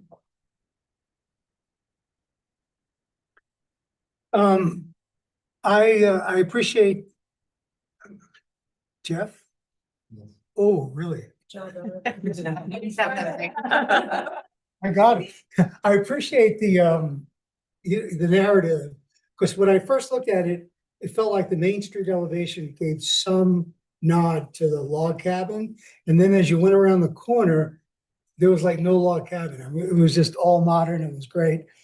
And I think listening to Andy and what you've said, I think you've done the best that you can to maintain the log cabin. I certainly like to see you get in there and freshen up some of what I mentioned before on the log cabin without losing its architectural style. It's interesting because when we get these tandem spots, not yours, but the front to back tandem, they're awkward, but at least somebody can negotiate it. I mean, this is going to be a big effort on owners when they want to get the second car out if there's a car below it, but that's on them. It's just, the space is at a premium, and you have to provide the parking. So in the overall, I like what you're doing. The bench is certainly going to get used sitting there. I mean, I find a lot of people like to sit on Main Street, and they're looking for a place to sit down, have a phone call, look at their notes, and go Instagram or whatever. So I think that's okay. It's going to be an interesting project. I'm waiting to see how many people think I should lose my job here. Anyway, thank you. I approve. The blessing of Ira, woo. I kind of want to echo what these guys have said. I mean, we've whittled down from 11 outstanding items last June to 4. So congrats to you guys for working through all of that. I know it's been a long haul to get to where you are. I personally like the blend of the old with the new. I think it looks really good. I think you've come a long ways. And the parking is going to be a challenge. We're going to have a study to get through all the details with that. The common space, I think, is as good as it can be, and I think it's going to get used. The landscaping, I think, needs to be addressed, and it sounds like you've got a plan for that. And the snow storage and the other items. And so I think it sounds like you've got a handle on things, and it sounds like you've got a plan to work through the other remaining items. So keep working through that. Great. Jess? Yeah, this is like a whole different vibe in the room from last time. So staff and applicant, thanks for your work making this all come together. Unfortunately, the mistake was made on the plat, but really kind of where we are, I don't really think it's the worst thing. That's, like, I don't know if we necessarily needed 4 parking spaces for that one unit. So I don't know. It's not ideal that a mistake was made, but we are where we are. So it's good that we're moving forward. It's really nice to hear that we're starting to utilize the right of ways more and more for parking, which is something I think is a great opportunity in Frisco. Jeff, really good job on the architecture explanation. I looked at it at first and I was like, huh? But you helped me and then Andy helped me there. But yeah, any other nods that as you're kind of refining, obviously things get refined from sketch plan to final plan, any nods on the other perspectives of the building or anything like that, just encourage you to think about those things. The lifts, a lot of discussion about the lifts. I do think that you'll really think about how you do your decks and what makes sense. Maybe it makes sense that these aren't short-term rentals, these units. I live in a building and everybody actually on the second floor, not me, has their own elevator and it's their own responsibility to take care of. And I'm glad it's their responsibility and not my responsibility. Something to think about. But all those people that short-term rent, the people that are renting get confused on the elevator. They get confused on the tandem parking. A lot of times what happens is they put one of the spaces in the visitor parking. It happens, but even more so with a lift, you might want to consider prohibiting short-term rentals. And that also might help for your, way of how this tandem parking actually functions in real life. So something to think about. Ira, great point. I've seen so many, plans that come through where somebody's showing solar panels. I actually think if somebody shows solar panels on a site plan review from now on and they don't put it up, they should come back to planning commission for a modification. So if you're going to put it up, if you're going to put the solar panels up, please show it. If not, don't show it. It's kind of a bait and switch. Not compliant with your site plan. Yeah. I'd love to see a sign for the bikes. But yeah, I think all these things, I have no doubt that you'll work on all the code compliance stuff moving toward the final plan. So nothing else from me. Thanks. Andy? Yeah, great points. I wasn't here for the first round. I just heard about it and I can tell it went better tonight than the first time. So I want to thank you guys for working with staff to really resolve a lot of those issues. I did look at the last submittal and I do think that there have been some big strides with the architecture. I still, obviously we're not 100% comfortable with the lifts, but I think as long as you keep an eye on the headroom in those areas, it sounds like you're working on that.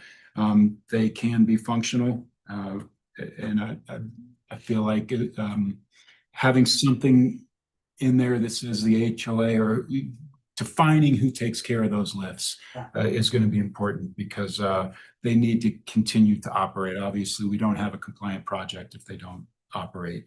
I do think the architecture works. Again, what we see a lot of times in these kind of remodels is you add around an existing structure in a nice way, and then that sets the tone for when somebody finally does come in and renovate the log cabin cafe.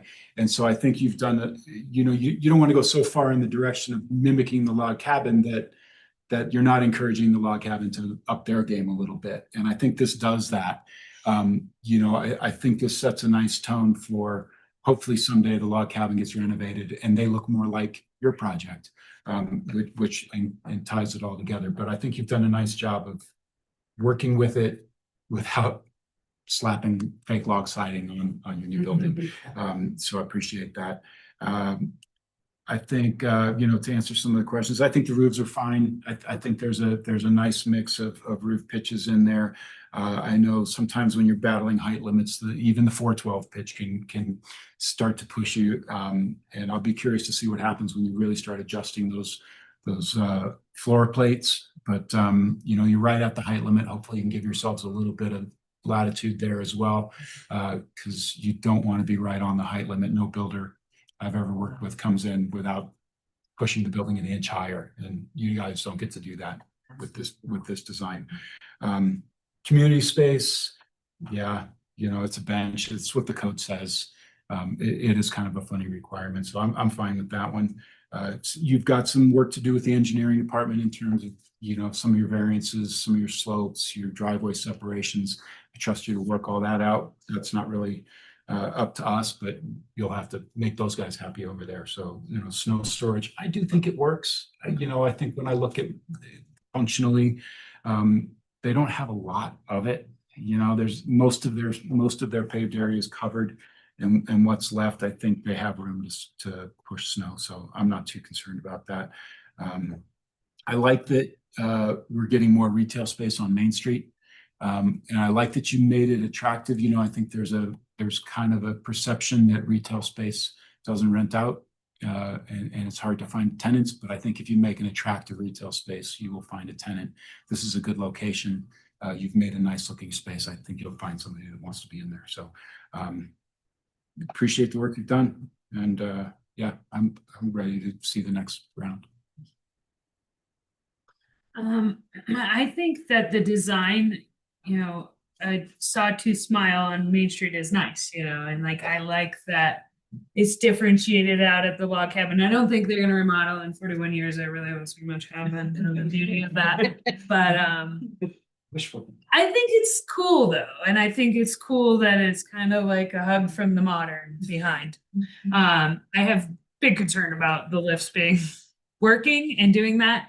I'm gonna let you guys work through that, but I don't think it really meets the tandem requirement in a commercial state where there's valets doing it. I do think, but when I think about a short-term renter in there and doing that, I just think that needs to be figured out. And that's going to be on you guys, but I really like the look of the building and the site. I think it's a hard site with what you're next to. So as much as you can ease the pain on your own, you know, stakeholders in your development, because it's just gonna, you know, it's years and decades of people habitually using, you know, loaf and jug like they do. And I think the community space is fine. I think there's more benches the better on Main Street. People do like to sit and take in and people watch. The roofs are fine with me. Snow storage, I just want to make sure there's enough because I know that the heat will be abandoned, and because it is interfacing with Main Street and trucks and drop-off deliveries, I think it's in your best interest to have as much as you can and make that work as best as you can. But I think it's come along really nicely and you've done a nice job, and I'm glad we, you know, I have frustration on a town level that we don't have recourse when mistakes are made, and that's unacceptable, but that's not on you. That's on, you know, some of the things we've seen that we're just like, sorry, you got to deal with this. And that's not the purview of the town or the intent of the town, you know, is to go through these right legal processes. And, but I think your building's going to be cool. And I look forward to seeing the next rendition. And to add to just what you were saying, it's difficult when you're working with something over time, and like we went through 3 different plans. Yeah. Like, I've gone through my architecture firm getting sold and 2 other guys, like, and then we've got Jeff and. Yeah, it's a lesson in brain damage developing, you know. I did have some. Sorry, I haven't materials. given my comments yet. That's okay. Before I forget, I just have my comments. I'm still here. I'm short. No, you missed me. So I don't have anything to add on design. I think you guys covered all the comments on design. On the lifts, I guess I have a different perspective. I think we have them in Frisco. I don't know if we have them in the county all over, but I know we have a few spots in Frisco where they have them and they work. And I think those places were actually designed by Mark Hogan. So I do think tandem parking is awkward, but because we have so many people that are visitors and part-time users, I can see how it functions. I do want us to explore the idea of a covenant to make sure that this kind of equipment doesn't get taken out over time. Same thing with snow melt systems that I don't know if they get unplugged or whatever happens with them. I mean, if we can make some guardrails so that it becomes a permanent situation with this property, I think that would be helpful. I don't think your community spaces, other than that bench, really work that well, but I don't know. Maybe if you can work on making them so that they are truly public. And you know, the random 1-foot landscape strip. I mean, I like trees, but if that doesn't work or function, then maybe you can think of something different. I do think, and I understand this isn't your fault, I will say it not to you, but maybe to the room. I do think whatever happened with that plat and the losing of an affordable unit is very unfortunate. I don't think, having been a planner for a long time, zoning by platting is not a thing. Agree over Yeah. here, don't worry, How long has 100%. been An attorney, a land use of 30 some years, like, come on, sorry. You can, and then it would override, it's more specific. But it's not best, I'm sorry. And like circumventing the town code via plat is just not, even the parking code. And the density code, I mean, I'm sorry, it's just absolutely ridiculous. So I am really upset that that happened with this situation, because on top of the fact that we don't have any kind of a requirement for affordable housing through any one of these developments, when we have the opportunity to require it, becomes a mistake in a plat. So I think that's really unfortunate and another lost opportunity. But again, not your fault. So you guys, good project, keep going. You've heard our comments. That's all I have to say. So with that, it sounds like you have to go ahead to move towards working with Chris to work on that full site plan submittal checklist and work on that. Yeah. You got it. Does the commission want a little break before the next item, or do you want to keep moving right into the next item? I'd like a little break, yeah, if you could do 2 minute, couple minute break. So what planning by zoning by planning is a thing? Yep.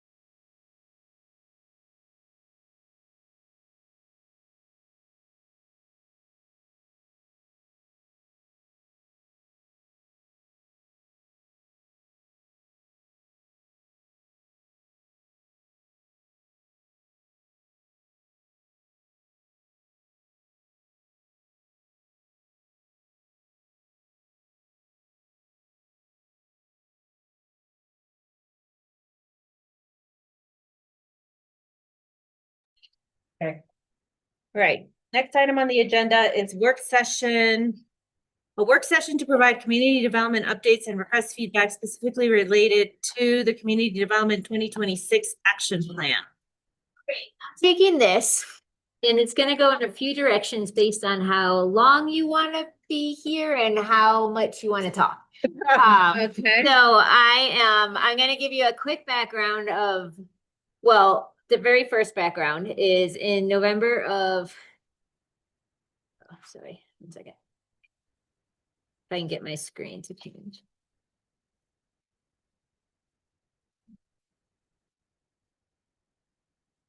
You see what I see? Well, while we work, Emma, can you come help? She's so good at technology. What are you trying to share? I'm trying to go to the next slide. And none of my. Millennial. So I'll start talking, sorry. In November 2000, so we last year, or in the last year and a half, 24, 25, we did the new comprehensive plan, new strategic housing plan, and climate action plan. We were afraid that those were going to go sit on the shelf. The one thing we don't want to happen when we put all that time and effort in. So what we did in community development was we took. Thanks, Chris. Yep. We took the items that were in there and we broke them down amongst our staff divisions into 4 quarters for 26. So there are more items for each year, but we said, what do we want to try to accomplish this year? But then we went to town council in November because we wanted to make sure they still supported and gave us the direction to move forward. So that is why we have a 2026 action plan for community development. It was a new thing that was created last year that we did as a department. So now we're halfway through Q1 and we need to go to council. We were requested to give an update to council. And so I was supposed to go to council on March 10th and give an update on our Q1 items. I wanted to show planning commission because a lot of them are things you should see and be aware of before I went to council. The only item I had for discussion when I did the staff memo for you, as you saw, was residential units within the light industrial district. Last week, I was directed to bump this up at council and bring it forward this coming Tuesday and to add multiple other discussion topics. So this week I had to add discussion topics and things that I would have preferred came to you first. They're still going to come back to you for discussion, but unfortunately town council is going to get to discuss them and give us direction before you, which is backwards. And it's all because of direction I was given, honestly. So we can go into a couple extra topics or we can stick just to residential units within light industrial. And I'm going to give you an update on what those other couple topics are. So this right here is the overall items that we had for Q1 that we were going to do in community development. I am not reviewing all of them unless someone really wants me to, but it would probably take a while. These were all in your staff memo along with a little more detailed update and kind of in progress what that meant, what exactly that was. So the 3 that are highlighted in yellow, the 8th and Pitkin site, modifications to table of uses regarding drive-throughs, those were added this week for me to bring to council in a week. So I apologize, you didn't have it ahead of time. We'll come back with it. And I'm also, if you want, I can talk through tonight too. Can I ask one question? Yes. On the 8th and Pitkin site, wasn't that like put into an executive session, nobody can talk about it, and then now it's just going, can you just explain like? And I'm gonna How we actually, got I am there? gonna give you, the 3 highlighted, I'm gonna give you more info Oh. on. But I don't want to throw you into a discussion if you're not ready. I'm gonna take your guidance on knowing that that and drive-throughs will be discussed next week and the council is getting a whole analysis tomorrow of them. I feel bad you didn't get it. So I can give it to you or you can just catch up in a month. So. Can we also, can we add the RFP for Nexus study, inclusionary zoning? Yeah. So I'll go through the list really quick here, and then I can bring up more slides on any topic if we want at the end too. Okay. So RFP for Nexus study, James drafted a little bit ago, sitting in the attorney's office waiting to be reviewed. What's the holdup? His review time, How long has it been? probably a month. Okay, not It's that long. Couple months usually is what we expect. But When we get it, it will be edited if he has comments and sent out. The reason that we usually don't send an RFP to the attorney, but he is the one who requires, for good reason, we have a nexus study that shows if we can do inclusionary zoning. So we want to make sure the legal terms we're asking and what we're asking, the end result is what will satisfy him if we can do inclusionary zoning. So we need him to edit what we wrote. In progress because we've drafted it. We're just on hold to the attorney. And then 8th and Pitkin, I'm going to talk about more. Energy codes. Actually, sorry, this should say all international codes. We've had a couple work sessions. I've had a Board of Appeals on it. Next one is going to be on March 10th. And we are still aiming for final adoption of all 2024 codes and potential amendments the first meeting in April, which is if there is turnover on the town council, the last meeting that we will have our current council. So we're kind of trying to get it in case new council members come on. We don't want to get different direction on amendments, especially regarding the energy code, which is a hot topic right now. So that one we're moving right along with John Schumacher, our building official we contract to. Him and I have been running that and all the memos and everything. Oops. Now I can get it.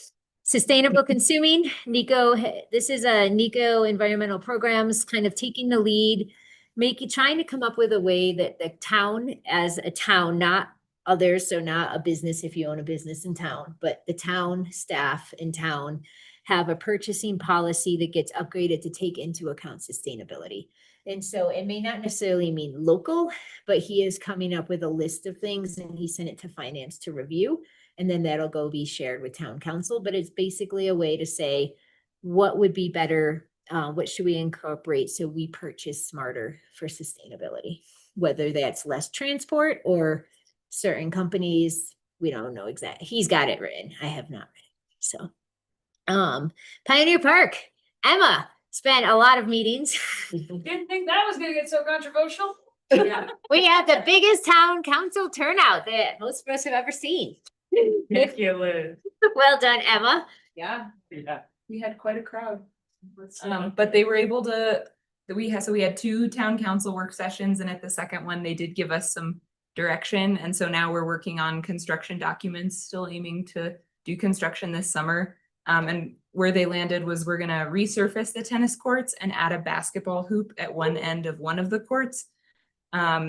And then add some other, amenities around the park, some play elements, a shade structure, that kind of stuff. So it's a tennis court with a basketball hoop. On one side. So Will can there you, be basketball lines? there will be a We have 3-point line. can Okay. you play a basketball game? I'll have court. Okay. Yeah, those tennis hoops came out strong. And I think part of their direction was that they want staff to find a different location for a full-size court. So their intention was that this is sort of an interim solution to provide a hoop while we look for another option for a full court. And pickleball, none, No pickleball. Too loud. prohibited, right? It's too If I loud. see a pickleball, owl, no. Close enough to a pickleball game, you know how loud. Oh, I live right there. There used to be pickleball. You'd hear it. So many people come to me freaking out about it. I was probably as shocked as you were. And my feedback would be, when the town gets money and grants and we need to use it, start with that. Hey, we have a grant Yeah. and we need to do it at this park because people are like, why? Wow. And you're like, oh, the park. Yeah, really? I know, and we did say Some for a while, bigger and they issues. still kept asking, I- can't you use it somewhere else? Yeah. I felt like maybe if it was more Clear, that's good that advice. it was just like, this is grant, we have to do it, and that's why we're doing this. Instead of people being like, well, why are you doing this? When you're and I just felt like it was so unnecessarily controversial. Yes. 1.5 million for construction. It's a lot. Yes, it's a decent. And it's exciting, and it And- should be exciting instead of controversial. I know. It is, yeah, it's about, Are we filling in those flat lines? that's the worst of our community. If you get the nexus. That's the Trump era. No, we're not filling in. the I know. So we're gently Yeah, that's- placing 2 boardwalks. through them. That's better. I do think the final design is a really excellent compromise of everything we heard, but without adding something for everybody. Like, we recognize we couldn't do that, but I do think overall people should be really happy with the final design we've got. So we can't say we completed this because it's not built, but planning has basically done our part, thanks to Emma primarily, and we're shifting it to Public Works kind of soon for that next step. Nice. So, yeah. Good job, Emma. Great work. Kudos. All right, sorry, now I'm just going crazy with this thing. You don't feel like death threats are going over now? Dark sky certification. Well, I'll jump down. We had one of our Q1 was to get the outdoor lighting regulations updated. That was successful as of the last meeting. It was second reading of the ordinance was approved. And so do you want to give a quick, I know you don't have a quick timeline, but when a dark sky will be doing next? Yeah, so now we're working on the application, which we'll hopefully submit in the next month or two. As a first draft, and then it will take a few months of the board reviewing it and giving us comments and that kind of thing. But the ordinance was kind of the ordinance, and then we also finished the lighting inventory. So that was a big hurdle. And so now we pretty much have all the pieces to make the application. And how's Ira doing as like the lighting police? Ira, how are you doing? I'm just writing with the log cabin. Did you get them to shut that light off? Yes. All right.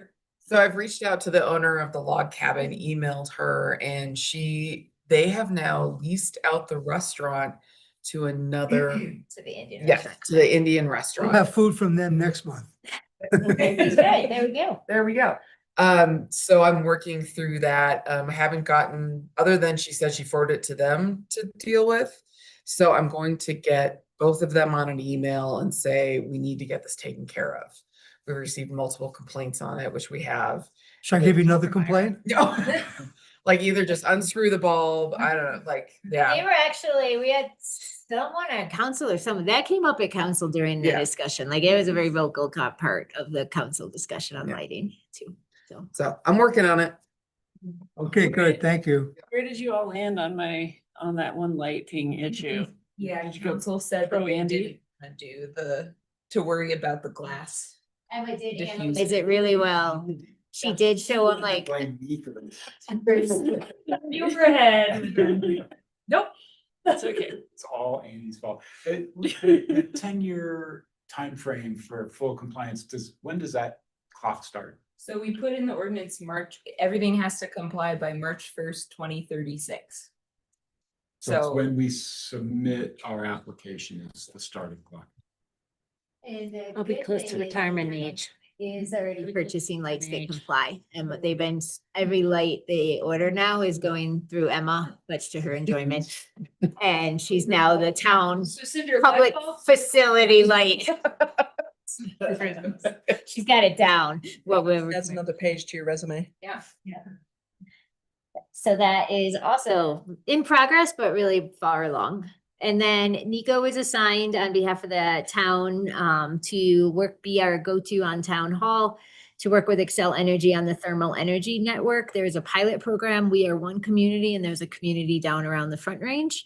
So Nico goes to all those meetings. They have an RFP that they sent out. Excel, we're basically just kind of helping with communication and making sure we know what is going to go on as this pilot program starts to progress. At this point, there's not a whole lot of information to share, but if you are interested or want to learn more about thermal energy, Nico can he can talk to you about it and give you more info. So, and then DOLA had outreach to us to be a neighborhood centers pilot program. James and I are participating in that along with a couple of maybe 8 communities around the state. The reason we are glad they approached and that we applied to be it, one, it could help us in the future with funding opportunities, but also right now they're setting up regulations for if anybody wants to become a neighborhood center through this new program they're developing. And so James basically is making sure that the requirements they put into play also would be compatible for a mountain community like Frisco, and that so many legislation and things come into play and we can't follow them or they don't make sense for us. So we're kind of have a seat at the table on this new DOLA program. So that was just something that James will be working on continuously. He has a second meeting with them tomorrow. And then we get into the code changes, which will come up every quarter for those who want to see changes. And for quarter one, just quarter one, implement streamlined application processes is part fast track, which is required by the state for housing due new state law. So we have to make some changes, improvements basically to meet requirements. That is being worked on internally already. But then that is going to be tied into Article 2, which is like our administration chapter. And it goes through how you submit, what the process is, things like that. Chris is taking a look at that entire chapter to try to find ways to streamline application reviews and processing that's more customer friendly. And we'll be bringing questions to you. One that sticks in my head is once someone said, do we really need a major site plan for 3 units? And that'll be a question for the commission. Do you want to keep seeing them for 3 units or not? We don't need to answer that question right now. So. What was I gonna ask? So do you guys do electronic plan submittals? Yes, only electronic. For building permits and just all the applications? Oh, okay. Yeah, everything, and we don't take paper at all. So that one's gonna come to a work session with you. That's basically Article 2, along with some Article 5 regarding housing. And then we've got modifications to the accessory dwelling unit regulations that has came up as part of the strategic housing plan. What could we do to potentially incentivize them more and encourage them? Questions will come to you on our code language now, like should we keep them capped at 900 square feet, or should we do a percentage of the main building? Should we allow X, Y, and Z? And we have a whole list in our heads. We just need to get it to you, get it written down to you. Outdoor lighting, we are done with. That is officially off the list and completed. And then Chris is working on landscaping regs. We thought we'd have this to you already, but we didn't realize how difficult it would be to adjust them to meet the WUI requirements in the defensible space. And we're trying to make it all really match. And so it's just taking longer because of the complicated of now having to understand the entire code and what's required and how to make it feasible for our own small lots, which there's no point in a defensible zone that's 50 feet from your structure because we're not going to have that in Frisco. So. And we're talking about that next Tuesday, right? Yeah. No, they pulled it, remember? Oh, they did. Okay. Yeah. That will be, that is going to be incorporate the map. If we should do our own localized map for wildland urban interface, we could use a state map. We could create our own. We're asking council on March 10th what direction they want, because we did not budget, or we don't have the resources internally to meet the technical requirements of making your own local map. So more to come on that. And then you don't have it, but the council is getting tomorrow a whole modifications to drive-through establishments. And I think planning commission was on the same page with them. This came up a few times, especially when we were looking at signage last year, where the definitely council, if not planning, also wanted us to prohibit drive-throughs on Main Street. People found out they're allowed. They didn't want them there. So it sounds really easy, but if you actually look at how our code is written and how we would ban them, like my brain honestly went like 10 ways. So I have 2 options just to start the conversation, and I'm happy to show them to you tonight or put it off. We'll wait till we do the residential and light industrial and then you decide. But I do have that all here tonight and in my head if you want it. And tonight we are going to talk housing units on the 2nd level or above of commercial and or light industrial district buildings. The reason we added this to the work session focus on is if we get your direction, we can go tell council next week what your direction is. And then we hopefully can draft an ordinance and come forward with you to get that code change going. This one probably not in theory, the most important, but it was honestly, it kind of just was the easiest one and the one we realized we wanted to get your feedback before we wrote it. So Remind me why that came up at council. I forget. There was a specific reason. the residential above industrial, a couple ways. One of them was staff was approached by, not a lot, but occasionally we get approached by an owner who wants to go up and the zoning allows it, but we don't allow any residential except one ADU and it doesn't work. So and then during the community plan, Chris worked with the consultants on this height is already allowed to go up. Why wouldn't we support potentially employee units if somebody wanted to invest in them? So I think staff actually asked to do it because we felt like maybe it's worth it. So this picture is just your light industrial district. You have a lot of not a lot of buildings, but the ones that you have are primarily one level existing. Here's the questions for you. These were in your staff memo. And what I was going to do is kind of read the questions, have you thinking about them, go through a couple of slides, and then see if you can answer the questions. If you can answer the questions now without me explaining, if you feel like you read your staff memos like word for word and you are ready, we don't have to discuss. I can just take answers. Up to you. So are we talking about any residential or just affordable housing residential or employee housing residential? That is the question for you about both. So does we'll go down the list. So keep in mind, do we want any kind of density, just affordable housing, or just people who are employed on the premise? Okay, is there no established residential density in this district? The answer is no. No. So we're making up density. Yes. Okay, You're making. my neighbor is not gonna be happy. Well, there's an option that you don't have to make up density. You could I'm allow just teasing. unlimited ADUs. So one thing we want you to provide us some direction on. If you support the general concept of allowing employee occupied residential unit in the light industrial district. We started with small focused employee. We can then get into the next question. Does the commission want us to suggest to council that the occupancy be tied to a person employed within a specific geographic area, such as a normal deed restriction? Let's say you have to work within Summit County. Instead of limiting occupancy to a person being employed for a business on the premise. The reason it's important to distinguish right from the start is it's going to depend how we write the regs, including density and things like that. Or do you want to just allow residential Are these units? resale units? Cause I feel like We- units that would be owned by a business. Both of our options we Is are different. proposing for discussion, and just for discussion, you cannot subdivide them. So they cannot be sold individually. Got Yes. So keep that in your head. So where the creep happens with this, because you're always gonna have, there's like more financial gain to build residential than there ever is to build light industrial. And so allowing residential that's specifically tied to that light industrial is like the least amount of creep. What comes in, so if you just start to allow residential in your light industrial zone district, is then you're gonna, the further end of that creep is then you have somebody just coming in with a residential building with like the minimal amount of light industrial. And so I think we really need to understand what our goal is on this. And if, to me, the goal is to respond to these business owners that have come in to say, I just want to go second story and then I'm gonna have my manager live here. I would rather start small because there's so much pressure in this county to build residential over light industrial. Light industry is so important. It's so important and it's so crucial at any time, like you allow that creep for residential without that hard guardrail, it'll just go really far. Okay. So Staff agrees.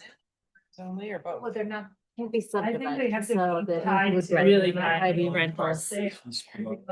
it's something like The that. whole Yeah. complex Yeah. sells. No, that's So we- great. And if everyone feels the same, we're all on the same page with Yeah. staff too. I really like what Jessica said, starting small. Just as an aside, on my little phone here, back in Long Island, where there was no land for building, I have a report that was put together by my brother, a past president of the Builders Association, which talked about zoning light industrial for residential. But I really like the idea of starting small because that's where there's a surplus of unused land and unused opportunity. And I think it really would serve a purpose to benefit the town, to be able to have more businesses succeed, and be able to support the economy that we have here, which is essentially a tourist economy. So the more businesses that succeed, the more our town succeeds, whether or not we have snow. But I feel like light industrial is the most commercial element tied to a local. Can you get your tire changed? Can you get your cracked windshield changed? Like, this is such a critical component to local livelihood that I absolutely think that's the most creative way is give them a unit there, but in a small, very protected way. That they Yeah. can't find these loopholes and then all of a sudden we're giving away a workforce unit for a No. density unit. Yep. Or work Yeah, live. no, I You know, agree. I Yeah. think the guardrails absolutely have to be there. on that Okay, to so protect we're that. in support of an employee occupied unit, Mm-hmm. so we can keep going. And then we're not in support of occupancy being tied to a larger area. And I also will note, staff really didn't want it that way because we're gonna deal with more complaints. If you have someone who's just living in there, they're gonna complain about the early morning plowing and everything else. And it's not a suitable place to just go live. Yeah, That's not what we're looking Buy for. by the airport and then ask them to move. Yeah, right, like that. Yeah, just to further emphasize, like our rationale for that is exactly that thing. Like we hear about those conflicts in areas where it's like, oh, there's light industrial and it doesn't have to be tied to that building. Then we hear about those conflicts. But if like Utopia Tire could put 2 units up there Great. for their employees, which I hear all the time when I'm in there is, gosh, Yeah. keeping our employees is hard. Yep, Mhm. yeah. You know? Utopia Tire Light Industrial? Excellent point. That is actually Yeah. not, but that is a question that is towards the end of the questions is, and I have a map I'll show. Do we want to go to that commercial oriented district also? And I'll show a map. Okay, before we move on, do you have a map of exactly what is light industrial? Cause it's like back there, right? Yep. Right, it's like over. So, Exactly. all right, so here you have School Road, which is the middle school, goes into the middle school. It is this turquoise here, Yeah. and it is this turquoise, and that is it. Right. Now, the, Where there's all the auto and auto. I furnish. And what you're saying is that those businesses are coming to the town to say, hey, it would be really great to put an employee. ask if they could do it. Businesses. Yes, okay. the businesses. It's like developers saying. No, "Well, no, come in it's and-" actually the owners of the businesses. Those spaces are typically individually owned by the business, so they're not. Condominiums? renting Space. It's dependent, Yeah. and it's more dependent when you go into that purple CO where Utopia Tire is. A lot of those have HOAs. And that is part of it. There's actually somebody who put in an illegal residential unit in that area on Summit Boulevard and wanted it, even though the zoning doesn't allow it. We said no, but also their HOA said no. So there's also something, but a lot of those buildings are just a building. Do the PUD, we amended it back in the Bill Gibson days. Yeah. Yep, yeah. I looked into that to think give it you some needs to be, ideas. like really critical, but it needs to be really maintained, and I think 4 stories seems excessive. Right, I'm just kind of curious how it, I want to make sure it is usable, Yes. right? Like, I want to keep it tight and confined, but I don't want it so confined that everybody goes, well, I just can't even make it work. Right, That's Like an my ADU, concern. where you're like, oh. Yeah, it you're- doesn't even, or the cabin housing. that Yes. Joyce And that's a did. great point, which is why it's great, like, I drafted 2 options with Emma and Chris's help. And you're gonna probably butcher them, and that's okay. Like, we butchered each other's, being like, there are so many ways we could go on this. Well, I just think, So- of, if I own this space and I want to go up and this guy wants to go up, like, how does that actually work with people building individual units on their roofs? In tabs. And it's gonna become really tricky to do. Yeah. And so we want to make sure that it's doable. And people actually use also- this. Yeah, and so if I'm the business owner downstairs and I want, okay, 1 apartment, but like I need to build 2 or something, right? 2 units to make, Right. and then I have to continually occupy with my employees and then all of that. So, I mean, Yeah. I get what everybody's saying and I support it if that's what everybody agrees.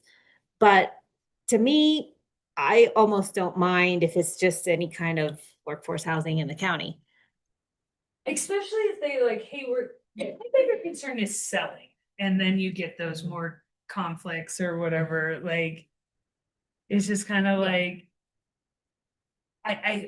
Like, maybe if you were able to sell them, then it could actually like afford them to build it. Like the Well, owners. we're but- not, but I don't think we're saying selling. There would still be apartments, but they would be occupied by somebody that works in the county. They go with the commercial. Yeah, like. Yeah. And what happens to the employee who's living there? Well, maybe they get a new job. Employees Want the business, but I've seen it happen before where Yeah. they're like, we're building it for our employees, and then the employer moves into the employee Mhm. housing, so. I don't believe that.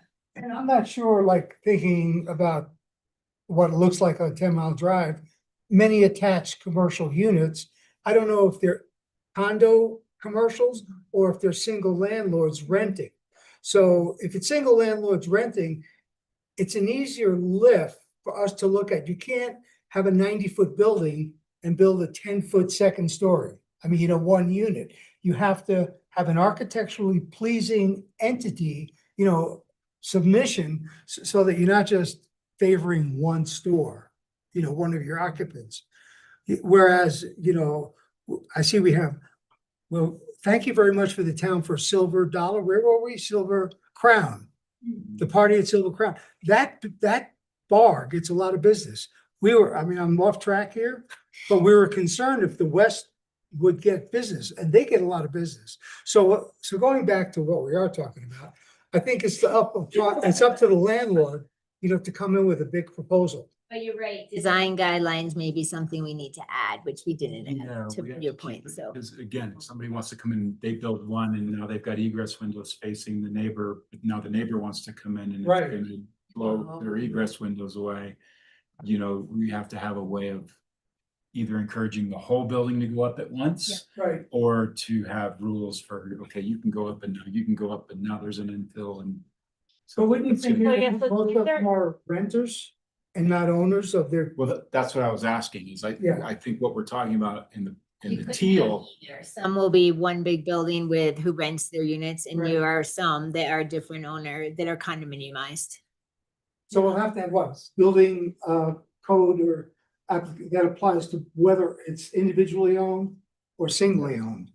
I mean, Yeah. Also, the biggest lot is a storage. The mini storage? Mini storage. Yeah, So that are you doesn't- adding a house? Hang on, They're not, they would not. They probably. have that house back there. Oh, I interesting. feel like. is that on the bend? Yeah. Bend coming off of 9? Yeah. But could you do this on the ground level? No. We wrote no in our draft for discussion, because we think that does take away, and it was very clear with everybody at the community and input during the comp plan that we don't wanna lose any industrial. So. And I think, to your point, some sort of limit on square footage ratio of your light industrial use to your residential use, so that you're not building 4 stories of, well, Yeah. the height limit's gonna keep you from doing that, but cantilevering and having all this space up above. So you and you've make got this more money tiny as a little thing. landlord than Yeah. as your business. Don't you think it's gonna be pretty cost prohibitive that like how many people are actually gonna Well- use it? I think it's great to have that tool there if It's you with needed it and the creativity. But the reality is, unless you're coming in and building a new commercial building in there, it's gonna be tough to Well, you think it retrofit sounds some of good, these but then you buildings. hire an architect and Yeah. then you realize it think wasn't it's- quite the thought you Yeah. could. But I think it's nice to have that if Right. somebody can To have afford an to do incentive, it. or if something does get knocked down and redeveloped, there's an option for them to put Yeah, in housing. But it's gonna be, it's not like everyone's just gonna rush in and do it. That's why I started with, this probably isn't the most important one, but we're going with it first. I So, think your priority is protecting light industrial, but then giving options and adding in to help our housing crisis down the road as tools in our toolbox. Too restrictive though, it doesn't do anything. Yeah, Nobody's gonna use it. Yeah. But- Like, but yeah. Start with level 1 and see if people are using it, and then Yeah. if they're not, then say, well, why not? And where are the things that we need to tweak to get it? And there's- Yeah, so let's start there. Let's just make it employee housing is what we're suggesting on the second floor and see where that goes. So there's no room behind, only Second floor. we'll get to that here. Let me keep going. Other things to think about that do you want to allow them in other districts? yes. And then Open space. Yeah. we wrote that staff does not support in open space. I don't like parks and recreation. not parks So I- They're commercial. Can I say one thing on Parks Rec? I always wonder if there is the potential, because we struggle with employee housing, to someday at the Day Lodge recreation area, put employee units above a building if possible. Should we not allow that at all? Gosh, that's the coolest location down, huh?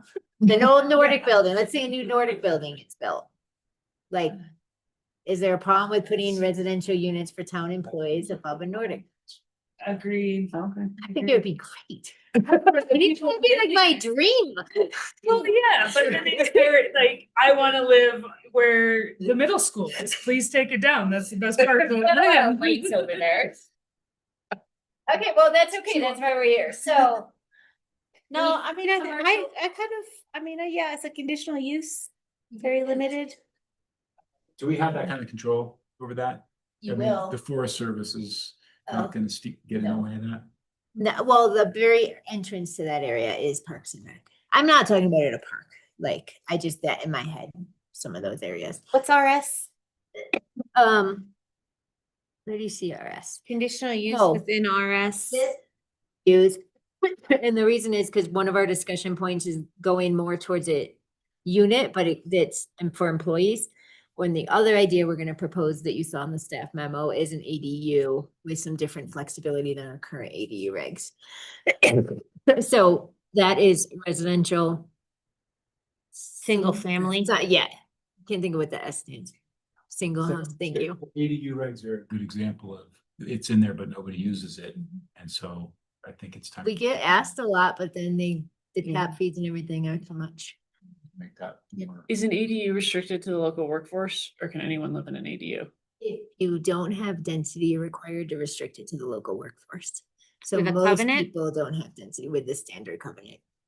And that's why we don't get a lot, because the cost to construct them and pay for tap fees isn't gonna pay the rent. if it would We be. used to use our ADU assistance program, except it's not allowed to be used in the towns, but maybe we can change that. The thing is, I feel like the lots are so small, there's not really room to put a template for an ADU. They're all gonna have to be like custom built above garages in town. Mhm. Like no one has the land to just go plop a new. At my house. I can't afford it. But you got, well, there we go. Maybe we I can work on tried, it and I got shut down. So on financing help. I got shut down. I remember that, but I can't remember the details. Yeah, I mean, I'll go back and revisit, but it is cost prohibitive. It's very expensive. But I also think there's like very little, there's very little incentive to do it other than like goodwill and maybe making $1,000 a month. Yeah. But it's a lot more thousands to build it. Yeah. Okay, so I am hearing at least we'll look at, as we move forward, employee units in the CO, which is that purple on Summit Boulevard and light industrial. Wait, so we said employee units and light industrial for sure. What did you guys think about the same in commercial? Commercial? Do you feel about the same? Yeah. Well, so commercial is everything front, oops. Can you go back to that slide, Katie? Big one, sorry. All the purple is. All the purple, so everything along Highway 9 and everything above Walmart, Safeway. Or is that orange? Oh, that's Gateway, yeah. I think it'll be a little bit self-limiting because not everybody wants to live there, Yeah. right? So you're, are you objecting because you wouldn't want to live there or because you wouldn't want to? Objecting. Oh, okay. Oh, I was just saying, so we said yes for employee housing above ground floor commercial and industrial. Yeah. How do we feel about it in commercial? I think we should go beyond employee housing that works right there. And it You're just saying be, open it up. open it up to just workforce housing In the commercial or in both? in commercial, I'd agree with that. above ground floor Yeah. commercial. Yeah. What is the height required or the height allowance in the purple zone? 45? Way to go. I read it. 45, so 3 stories. Oh, it is 45, or were we asking? I'm asking. Right. But Kelsey answered, she had it memorized. Yeah. You memorize your height limits? Yes. So you're right. Yeah, if you average it out, she was correct. Pretty fun out there. Emma has the right answer. But I'm just saying. But you're close, yeah. You said 50 pitch? 50 pitched Right. roof, Yeah, right. 40 flat roof. So 45 would be the average. That's for the purple. Wrong. Yeah. Are we worried about view corridor there? a Yeah, little bit? right. Well, that's the problem. That was gonna be a huge discussion that came out of the comp plan that we weren't really ready for, is all design guidelines on Summit Boulevard, because we did talk about incentivizing residential above, but not wanting the canyon effect going down Summit Boulevard. So I think I like this, but I think if we want to open it up to general residential, we'll still move forward with the employee and LI, but that's gonna be a bigger, Yeah. instead of just tossing it in, because I do know that we had comments on the design, and that is a plan, is to bring that whole, we just pushed it a little because it sounds complicated at first. How wide is Highway 9? Good question. Yeah, but. The reason I'm saying, the reason I'm because of, no, the reason I'm asking that is that Highway 9 in Silverthorne is well, it varies, but in sections 100 feet wide, you will never enclose it. Cause it's so wide. You know what I'm saying? Yeah, because. Like you can build 60 feet, like that hotel that was whatever, the Hotel Indigo, 60 feet tall though. Actually, it's not that tall, but like it doesn't look it, doesn't feel it because it's so massive the right away. So I'm just wondering. True, I mean, how many people are gonna come in the next year and put in residential unit above those buildings right now? It's more we want a good vision for redevelopment over the next 3 to 10 years when people start redeveloping. I just wonder if we only allow affordable housing or workforce housing, or how much is it gonna get redeveloped? Right. Maybe it's. I mean, it would be great, but yeah, I wonder. But if you're talking market rate units, again, who wants to live there? Well, the market will tell you what it's worth. Right. The I don't market know. will tell you that. Maybe Safeway Well, becomes like that's just something it, much like, nicer. Think of the height limit, Safeway versus Antlers. You know, I don't know if I want to see a tall building over Antlers back Right. at Safeway, so maybe there's some sort of Yeah. relationship between how far away Right. you are from the street and how high you could be. That's a canyon, the Highway 9 that you were referring to, like Silverthorne, that feels like Condo Canyon now. I mean, that is right up against it. And I think that our Walmart, Opinions on that. Well, we'll put that in the minutes. I don't know what you're saying. but, You and Lena can go discuss that later. but Walmart, Safeway, for instance, their setback is so far that if we just stayed with existing height limits, it will not feel like a canyon. I mean, it's just too far back. 45 feet at Safeway. Yeah, 45 feet. at- And look how far back Safeway is off of. Yeah. Would feel very. Yeah. Right, it would feel very different. So I think you implement the setback of the building is a function, or the height allowance is a function as to how far the building is set back. Oh, boy. Yeah, so point being, I think we gotta, and also there's planning trends, you put parking in the back only if someone was to redevelop. Do we wanna go that route? Do we wanna allow parking in the front on that, in that? You mean overnight Do you parking? want to continue to create the suburban style? Do you want to create more of an urban effect? Good topics that we're not gonna have tonight, maybe, but I like hearing them to remind me, maybe we should bump that discussion up on our list. Yeah. So for now, for the commercial oriented, I mean, we can definitely go ahead and try to play with some residential that we don't like, knowing it might not come in right away, and at least start drafting some ideas, but I would like a overall big vision for that to be a huge conversation eventually over time. Okay, but you got direction in light industrial. Let's finish up. I'm just letting my mind go here a little bit. But you know, if you take one of these 10-mile buildings, and maybe the landlord doesn't have the money, this is an investor opportunity to come in there and build for the landlord all those units and become a landlord. I mean, I think these things can come out of the ground. There's a lot of money out there that wants a place to go, and I think I'll be selling investments here after this. Do that with your lighting jobs. So if we looked at allowing residential in the CO, just as a side note, you would look to the vertical line right now goes through LI. You'd be looking through that to the left where there is currently no residential allowed at all. And we could look at a multi-unit dwelling being in the CO district if we don't want to limit it to just employees. So just, that would be kind of one option we'd look at. Well, where do you restrict it to workforce housing? Okay, that's what's coming. Ready? All right. Wait, it's not coming yet. Well, it was in your staff memos. You all should already know this. You should have seen it and read it. 30 minutes. You guys do a good job. Okay, so as a reminder, and if we did this, we could make it more restrictive. But no matter what, we're not allowing people to go higher than what the zoning allows, because some people might say, well, we like that because we get a better view over the lake. Currently, all the LI districts are listed here and they would continue to be followed. So somebody can go in the LI district with a 45 pitched roof or a 35 foot. There's no reason today someone couldn't go 3 stories. So. Right now it'd have to all be industrial Yeah. use. Yeah, exactly. So that is just something to be really clear if we move forward and people ask, we're not looking to make the buildings higher than what we allow now. We're just looking to utilize that space potentially. And then, like we said, HOA permission would be required. That may not work for a lot of the buildings. And then also regulations and codes, building, fire, all that is gonna make it more cost prohibitive. So options for discussion. Okay, option A. So here's the thing. You don't have to read this yet. We have two options for you to think about to give us direction on.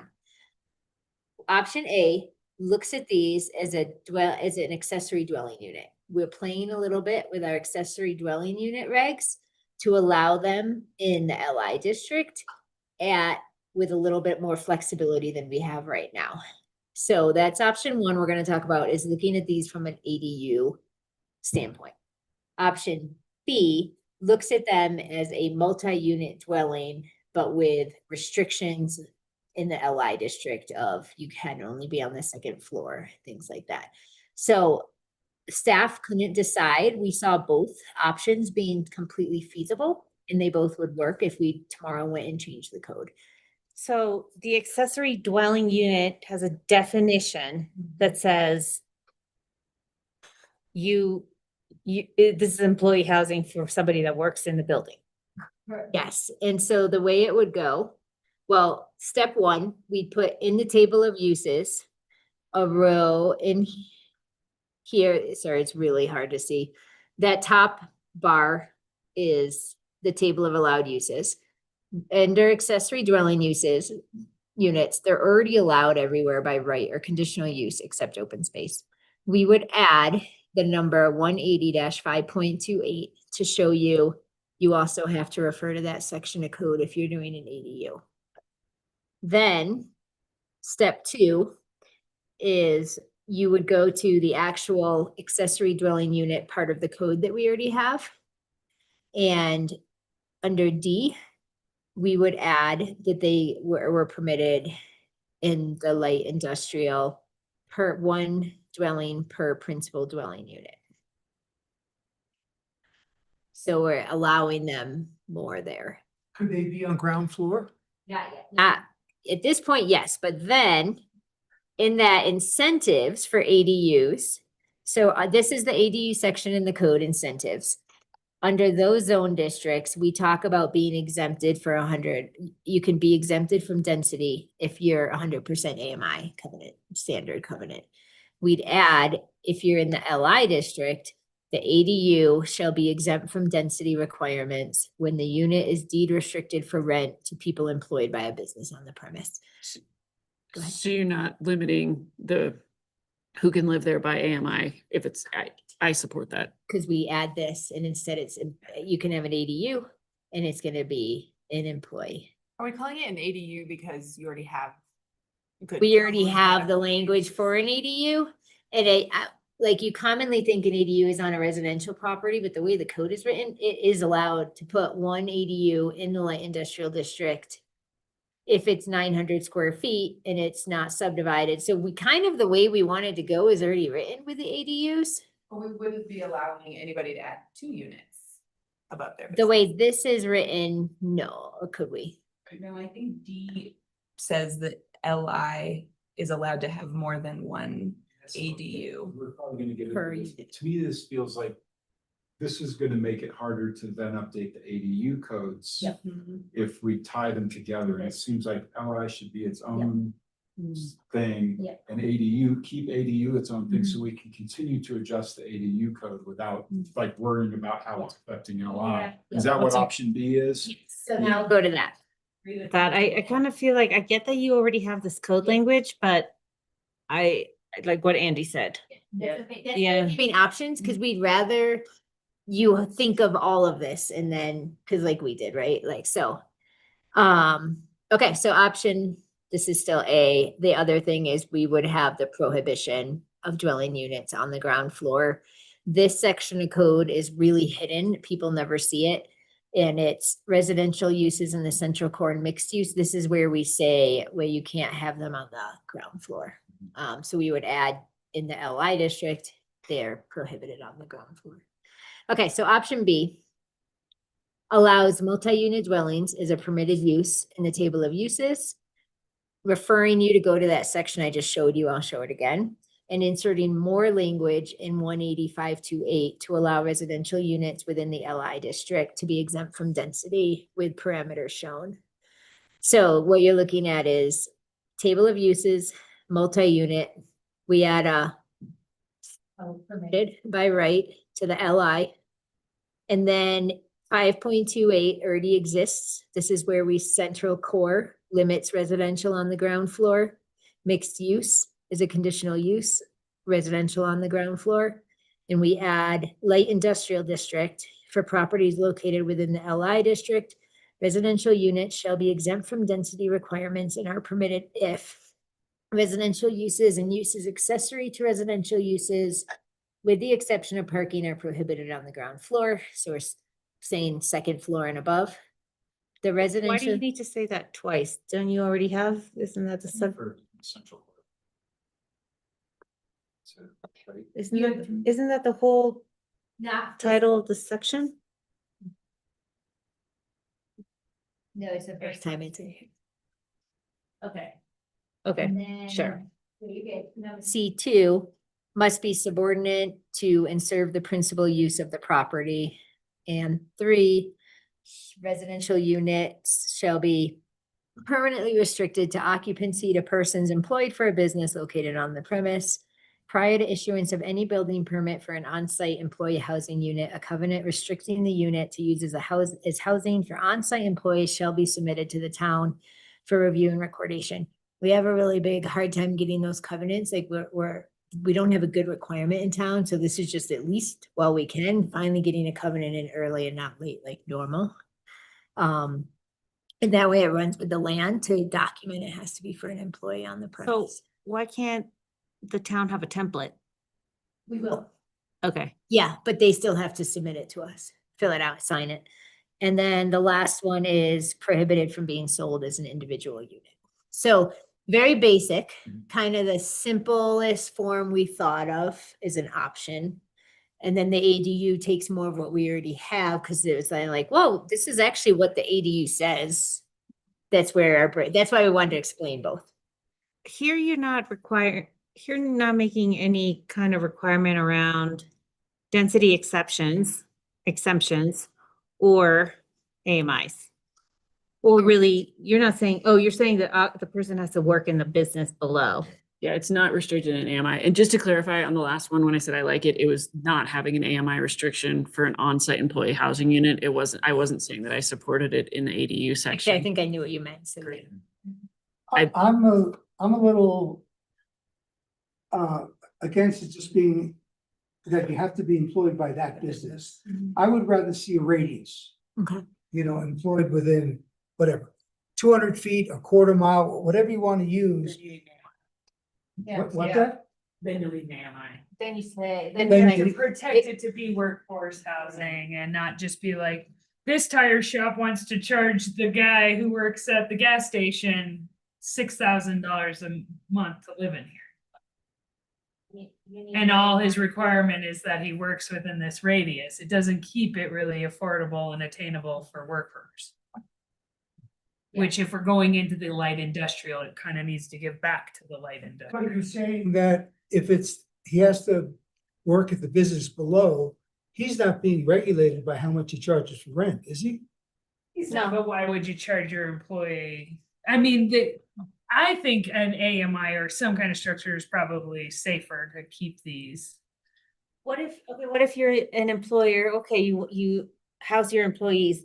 What if there's a situation where I can't house there's some situation where I don't need housing for my employees? What if And you now- get fired? Just get kicked out? I think it'd be good to just Whatever. like understand where this has been done in other places and like how well it works and what's working well and what's not, because there's a lot of what ifs.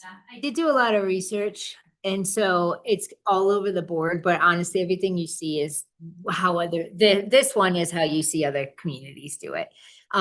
Most of the examples I found are unique because most of them are actually, and maybe because I know I'm in this area, are like ski resort employee housing limitations, and it kept giving me ones in Breck and things like that. Companies or lodging companies who do housing. But I will say from a municipal standpoint, I feel confident in them being similar to if other people doing what I found. Okay. And that was how I came up with this language. Like I didn't write this myself. I think this is like the most restrictive, but covers a lot and like allows you at least to have the conversation with people to Yeah. understand. I think And it it's starts simple. easier to go bigger. It's a Right. lot harder to pull it back when you Yeah. see people do it. I mean, when it starts simple, right? Like Yeah. start simple, Mhm. test it out, see if it works. If it doesn't work, then you can expand. And if you have a business that doesn't use a bunch of employees, then you're not gonna build one of these. Right. You're gonna build this if you own the tire shop, because you've got 20 employees and you know you're always gonna have one or two. But you're not gonna do it if you own the laundromat that takes one employee to operate or something, Yeah. right? So, but for me, I like option B for kind of the Yeah. reasons I said before. I don't wanna muddy up the ADU, because I wanna keep working on that. Yeah. I like it. Sorry, Katie. Yeah. Covenant, is it somewhere in here? It does. We would have a standard covenant, like I grabbed some examples that other places use. So yeah, it mainly does say, private and you would say in the covenant, no short-term rentals and all the other things. Okay. You might just want to specify the covenant, like if I was a developer, I would be like, oh, here's a covenant. You just said a covenant. Yeah, the covenant. Yeah, the covenant approved by the town. or- Yeah. Is there a restriction on how many units? Like, could they build 10 units? So that's kind of, now that you saw all this, can we go through the questions really quick again? I drop an airstream on top of here, right? Yeah, so the commission supports the general concept of allowing employee units. Yes. Occupancy right now for the light industrial, we're thinking for the premise. I heard Ira say different, but I think I heard the majority say employed on the premise, not necessarily the business. If there's 6 businesses on the property, Right. you could be employed on the there, but yeah. Oh, okay, well, that's Like one of better. those Yeah, yeah. buildings, Yeah. doesn't have to be like geographic. Okay, yeah. Well, that's better. Yep. Okay. Okay, so to your point, does the commission think the number of employee units on a premise should be capped? If the units are exempt from density and a cap is not written, then there is the potential for an unlimited amount of employee units still required to meet everything. Do you think that we should have a cap? I also want to add the design in the threshold sizes or something we'll work on. But I think it's gonna be self-limiting, Yeah. right? If you've got a business that can fill 5 units, then I would like to give you 5 units. If you can keep 5 good quality employees housed, I don't necessarily, but you're not gonna build that if you have the laundromat. And Right. isn't it gonna be tied to zoning regulations anyway? Like you have to have parking, Yeah. you're gonna have to have it, so it's gonna be self-limiting the site in general, like the zoning codes still apply. we just wanted to make sure somehow the biggest building out there didn't put in 20 micro units and everyone freaked out. I think like if Walmart got redeveloped and somebody brought in the IKEA or like a future Walmart. Yeah. That has robots and then they put 100 people above. But they can't, because they don't work on the premises. So if you're. The limited- robots could if live you're there. limited to the robots, that is- Somebody was picturing robots in that. Like, They don't even need parking. If you're limited to working on the premises, then. But if it's nobody's- Walmart, let's say Walmart redevelops and is like, this is great for us because now we're not paying for housing over there. We're building our own and we're Yeah. housing our employees. And we're having a 3-story building. It's still gotta fit in the height limits, it's still gotta fit. in 20. the- Provide parking. It's amazing. Walmart just build housing for their employees. Like, Can this you is imagine great. them doing it? Yeah. I love this. Look at it's all in play. Why not? We can afford it. Yeah, I think- Also I keep hear what in you're mind, this is gonna come back to you again. And I can even bring it back for another work session if you want. That's fine. Okay, like, so I don't want you to feel like this is. Well, let's hear what the council, because they're gonna take it to the council. And Let's hear yeah, what- we can get more feedback, and I wanted them to hear what you said first. Okay, so for right now, probably no cap I'm hearing, generally speaking. If anything, you do some like floor area ratio cap if council really wants to I think get you your need to do cap. that, so that you don't end up with people, like you said, building the least amount of commercial or light industrial as possible. Yes, as to things get them both redeveloped. residential. Yeah. 100% with that. Yeah. Makes sense. Great idea. And then do we want to put this in others or just kind of wait and play with the commercial oriented a little later, or at least start with this, or? Let's, I think if you start here, you could just easily Yeah, make it let's make it applicable to separate. other. Everybody likes, and then we can see what it needs to tweak. I think it would need to get tweaked a little to go Yeah. to these other areas, but Yeah. once we get it right for one district, we can talk about others. All right, and then other option B, and then, sorry, I wrote council, I'm using the same stem memo or PowerPoint next week. I got the floor area ratio. Anyone have anything else on their head right now that we should think about adding in before we bring it back? And you can also just email us and say, hey, I was thinking of this. I couldn't sleep and I went home and read that memo. I think that there should be and because these business owners are gonna become landlords. And I really think they need a good lease so that if the employee discontinues his employment, he can get rid of them pretty quick. Which is typical. I mean, we even have that in the town of Frisco for our employee housing Okay. unit. So it is going to be up to the business owner to have who they want to manage that unit and the lease, but we would expect that anyone who's going to put the financing in to build this would hopefully put a good lease in place for themselves too. It does give the employer a whole lot of power over their employees' lives, though. Yeah. I mean, you're not just threatening their livelihood, you're threatening where you live too. Saying that to a few people in this room live in town of Frisco housing. They're like looking at me like, yeah, Katie.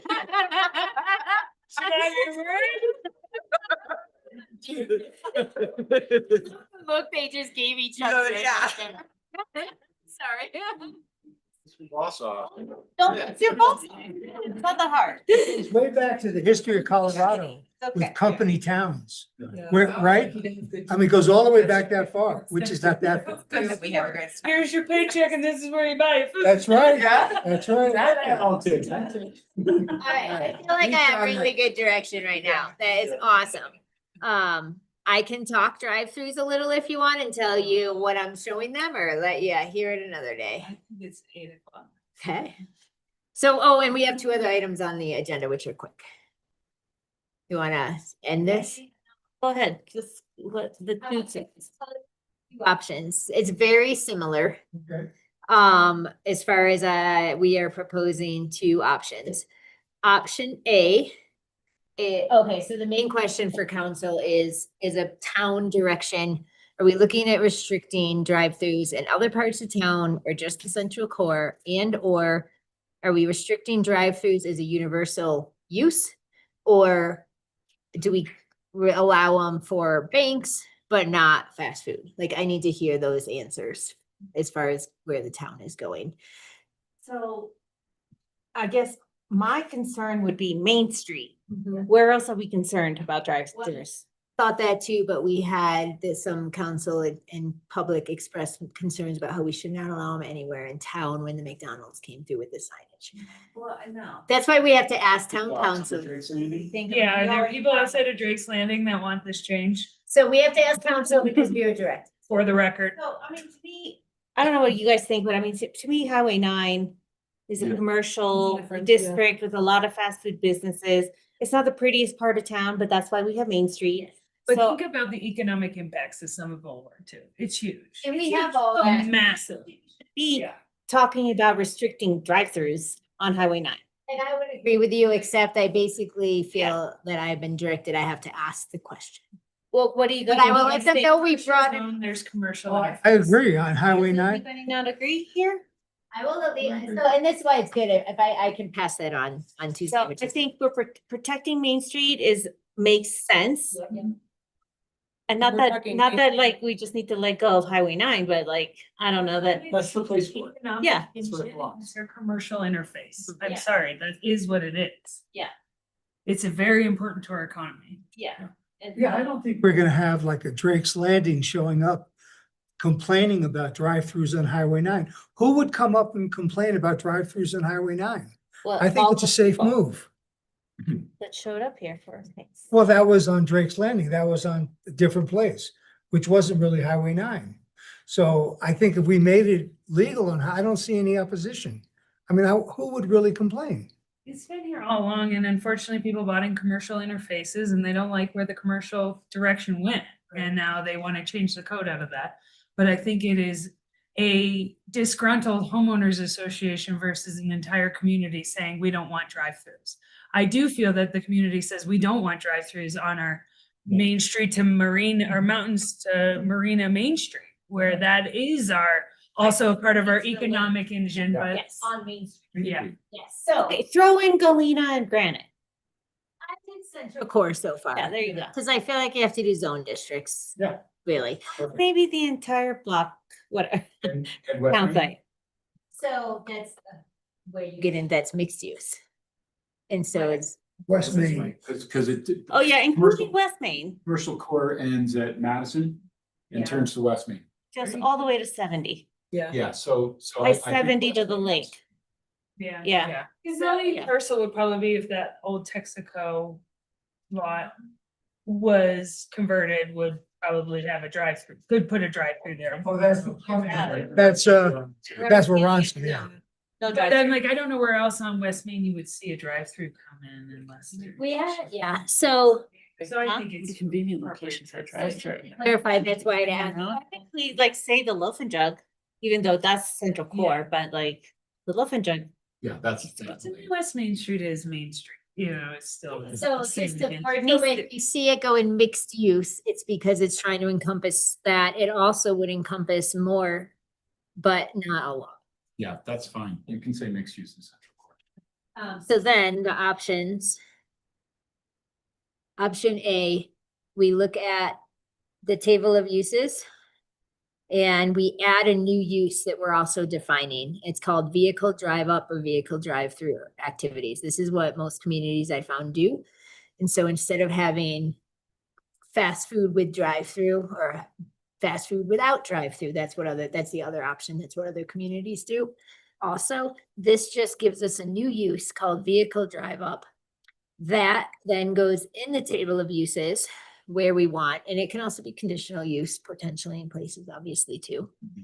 And then we insert a section of standards for drive-throughs. I had to do this in a day yesterday. This is not well written. I'm just full disclaimer.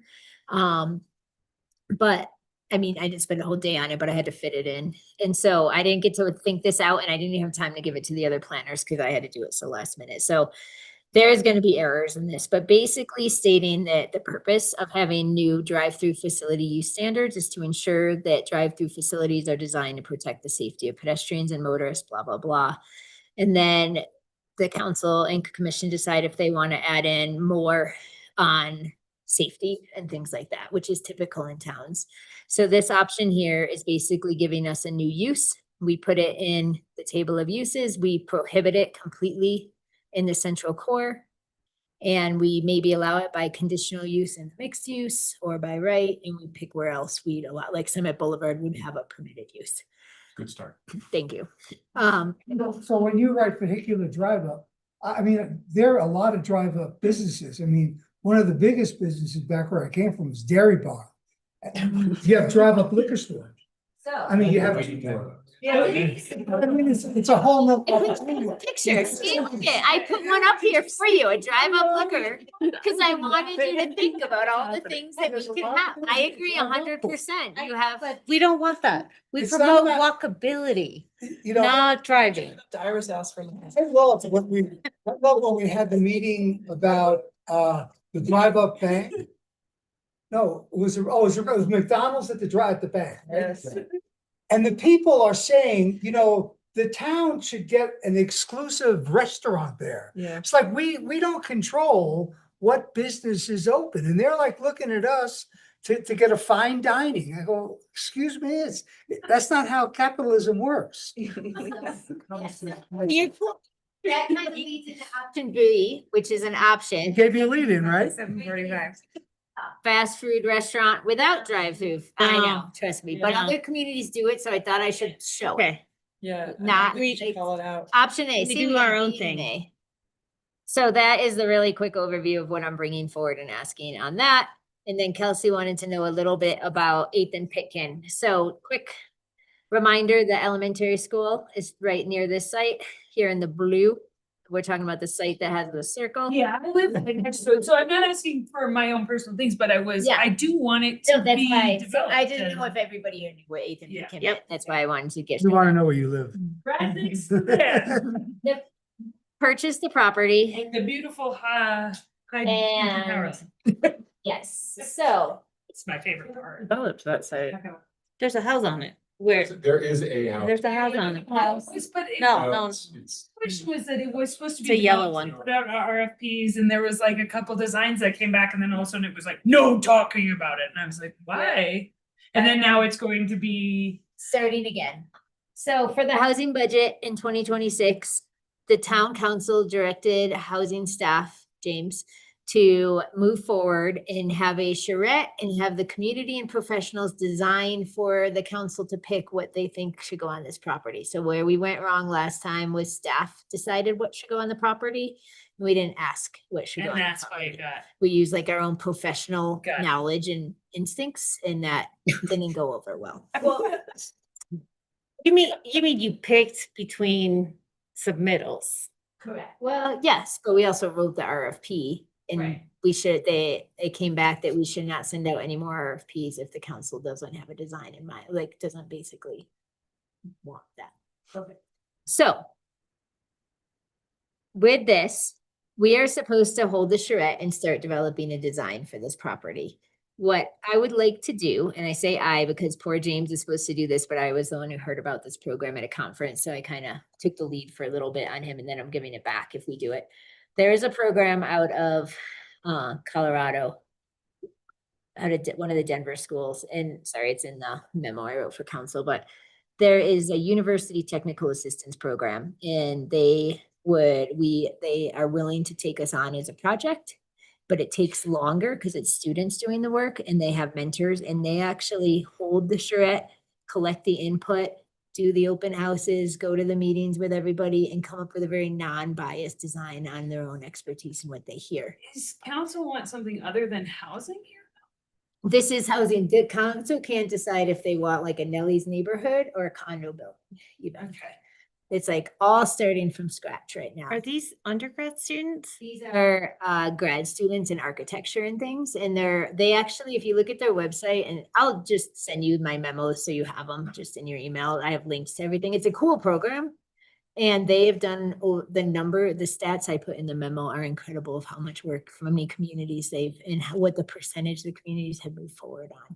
It's a very low cost, and it's a DOLA run finance program. So we already have DOLA support if council lets us do it. DOLA and us split 60-40, and the cost average is about 10,000 only, which is really cheap. So we're Property. asking if we can apply to move forward with the UTAP, and then they will run it. If not, then we have to run it as staff. Just ask ChatGPT. Yeah. I don't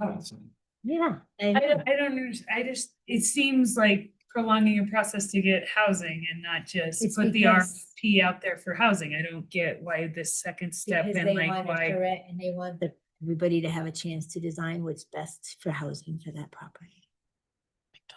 So in the first scenario, when you just put out an RFP, you're not putting out a design plan. You're asking the They do community to bring you a design. Correct. And then this way, you're gonna be putting out for RFP, a design that the community had input. Supported, and then we know it's and they give us the cost of construction estimates. It's kind of loading the Can you tell deck a us little what the bit, so you get, Sorry. so it's like loading the deck a little bit, so you know you already got community buy-in. Correct. Okay. So what was the RFP that the council didn't like? So I can't get into anything past when we brought it to the council meeting and it went into executive session. We had sent out an RFP for design and potentially build, I can't remember, to collect to see who would come develop on that site. And we had 4 to 6 respondents, and a couple of them were very expensive financial commitment from the town. Some of them were very low. And town staff, we thought we had a good choice, and it was the very little financial investment to us. It seemed like a really win-win. And so then we went to council, and then it turned executive session. Okay. But it's like, you didn't tell me what the housing was in What's our. that? You didn't dictate what the housing was in the RFP. It was like an open. We gave them the parameters of the zone district and the location and said we wanted it to blend from RL to mixed use. And we are willing to have some flexibility if a PUD was written to a certain extent, but we were looking for them to tell us what they thought would be good instead of us designing it first. That's the big difference that we're doing in our different direction. So anyway, that we're getting direction on. My biggest concern is if the council really supports this being a priority for the town right now with our financial situation and everything. So Like, you're concerned it won't be a priority? correct. Got it. And I have been told it is, but with our financial state right now, should we be starting this project? I just need the council to tell us. And then if they say yes, move forward, then can we use UTAP or does staff have to do this whole shred design? Got it. This, so, yeah, because I thought you weren't doing anything housing related for like 5 years. But then they budgeted 15,000 and told us to start this and do a shred. So we have it in the budget to start this project. That was plenty. Do you want to skim through your next two? They're really fast. Kim is going to give you an update on planning commission. Complain about the what's rest. Wait, you have planning commission Oh. terms? Sorry. Kim. Yeah, so we've found out that there's 4 of you up for reelection. Oh. And a reappointment. And we were wondering if we had to go by chapter 10, is that right, Katie? But the attorney said that we do not. So it's just you're not term limited. Otherwise, there would have been, Andy would have been up for the third. We already knew that. So the Candace, you're up for reappointment in April. Jessica, Lena, and Andy are all up for reappointment in April. So we will, if you would like to, we were kind of wanting to get a feel for if you are willing to stay, what your thoughts are, if you have any questions. And if you are willing to stay, then we'll send out the process for reapplying and submitting your paperwork. And you don't have to decide tonight. What we would like is to know by the end of February. Because we do have to publish in the paper and everything if we end up with a vacancy. So Kim will give you applications in the next week via email, the 4 of you. We'd love for all of you to stay on. It does have to get appointed by council. It's not a given, but we do need to get the process going and know if we need to put it in the paper and if we need to talk to council about if we need to take external applications in. So end of February, I think Kim was ideal, what she put in the memo. Okay. And I am not reviewing the permit summary. I just wanted to reference it and put it in the packet because I put it together for some of my numbers. So you all saw that and kind of a forecast of how we don't forecast a whole lot of big planning projects coming in the next year based on DRCs that we've had so far. We think you'll see a lot more work sessions in code and that action plan is really going to come into effect. So with that said, if you have questions, you can ask them, but that was really an informational memo that I put in there. Chris? So I've been working with Todd Crow on the library loft and yeah, and so he said he was gonna actually be submitting this week, but since it's already Thursday, I'm assuming his one of his consultants wound up with the flu and so they couldn't finish up the last of the stuff. What was that? You've been through DRC? Yes. Do you know how many units they're proposing there? Or can you tell us yet? Well, it's kind of changing depending on how many employee units, affordable housing units he's proposing. So we'll have to see what it comes in the door as. Is he Okay. keeping the building or return? TBD. TBD, yeah, Mhm. okay. I'm Sorry. sorry, which location? The library. The 90. library behind Peak School. 90 South Madison. Tom Salingo did submit his full site plan. You saw his sketch plan a couple months ago out on Beaver Lodge Road. That is in as of recently, and so that's out for referrals. So you will see that full site plan soon in the next couple months. Can I ask when we put in our code that work hours were 7 AM to 7 PM from Saturday or Monday through Saturday? Like, when did that become like for construction? Longer than. I'm sure you're gonna tail on this, but Foots Rest Construction, absolutely excited to see this going, but huge backloaders coming off 8th Avenue, turning onto Frisco Street, lining up at 6 in the morning. I've talked to neighbors that would like me to bring it to the attention of So the we council that air actually- brakes are going off at 6 in the Yeah, morning we on that haven't street. Had a complaint yet on construction outside of hours, so thank you. We actually had not had that yet. And I told the neighbor who this come to council, she wasn't able to make it here, but she's like, I live right there. And I've seen it. The semis are lined up from Main Street to the top of 6th and Frisco in the morning. And those require air brakes. And I don't understand why they can't. I get it because it's really convenient for you to line up and park along our entire residential street there. But we have a commercial street you can turn on, granted. Like they are coming. I almost got hit by a semi walking my dog 2 days ago. I'm not You're on the kidding. street and not using the crosswalk. Well, I'm on the side of the street. If there was a sidewalk, I would be on it. However, we don't believe in sidewalks in our residential parts of this town.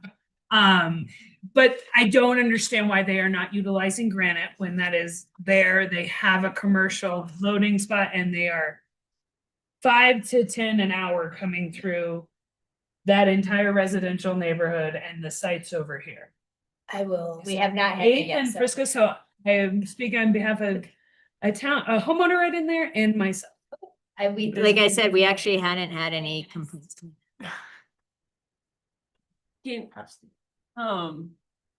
Sorry it's late, but just one more rant about Foots Rest. I don't understand why their construction site is on public property. Double that. Triple. I get it, but I think we need a stop sign there. So we are, and parking on 3 streets, including Main Parking. Street. Yeah, that is like, nobody ever, usually you do construction, keep it on your own property. Yeah, so former staff, and I'm honest, in Public Works has approved that right-of-way permit. We are now having active Josh, the new Public Works Director, is meeting with them continuously, and we had another meeting yesterday. It was the town engineer, Josh, Addison, the capital projects, myself, and Chris, and the Foots Rest GC. Not me. Oh, yeah, sorry. Chris McGinn, Chris Streets guys, Chris. Yeah. And then we had Foots Rest General Contractor and Jess, who works for Kelly Foot and is kind of like a project manager. As of yesterday, we are looking at, because potentially even though it seems narrow, let's just say there will be some type of a pedestrian pathway put in as much as we can for as long as we can throughout certain parts of the construction. On which street? On Main. Okay. This is like what the third But- like town just got away with. Oops, sorry, an old Yeah, employee done It this. is not their property. Like, it's one thing if, Yeah. if a former planner approves something like, oh, hey, they approved this thing or that, it's on their property. That's their thing. This is the public's property. This is where Yeah. people park. This is where people walk. It is a terrible Streets. example. So And it is, you make a mistake. So somebody else did it. Hey, they approved this. You know what? New day. Get this off my property. I'm Yeah. gonna give you 6 months. I'm gonna give you 3 months. I'm gonna give you a year. Get it off the public's property. So I will pass that on, Yeah. that the planning commission expressed. If I you know, don't that's- see that, maybe you just stop saying, Sorry. sorry, that was the previous person that did it. We've got mechanical errors on 2 buildings now. We've got trees and right of ways removed. We have a workforce housing that's just So density. Josh is having- meeting with them multiple times a week and trying to come up with a solution. The solution is not ours to figure out. It is theirs. You need to get this off our property. But within now it's whatever kind of time. ours because we're getting a lot of pushback from them that they need the space for the giant crane. It's not their property. It's not like really. They can figure out, there's a solution. Construction happens- Sorry, I'm not yelling at you. I get so Sorry, yeah, fired up it's- about this one. And I see it every day. Right now. Sorry. Sorry. Yeah, I know it's not you and I'm sorry we're venting at you, but it's also like the business owners all over there complaining. They have been very communicative with town council at meetings and in writing, so everybody's aware of it.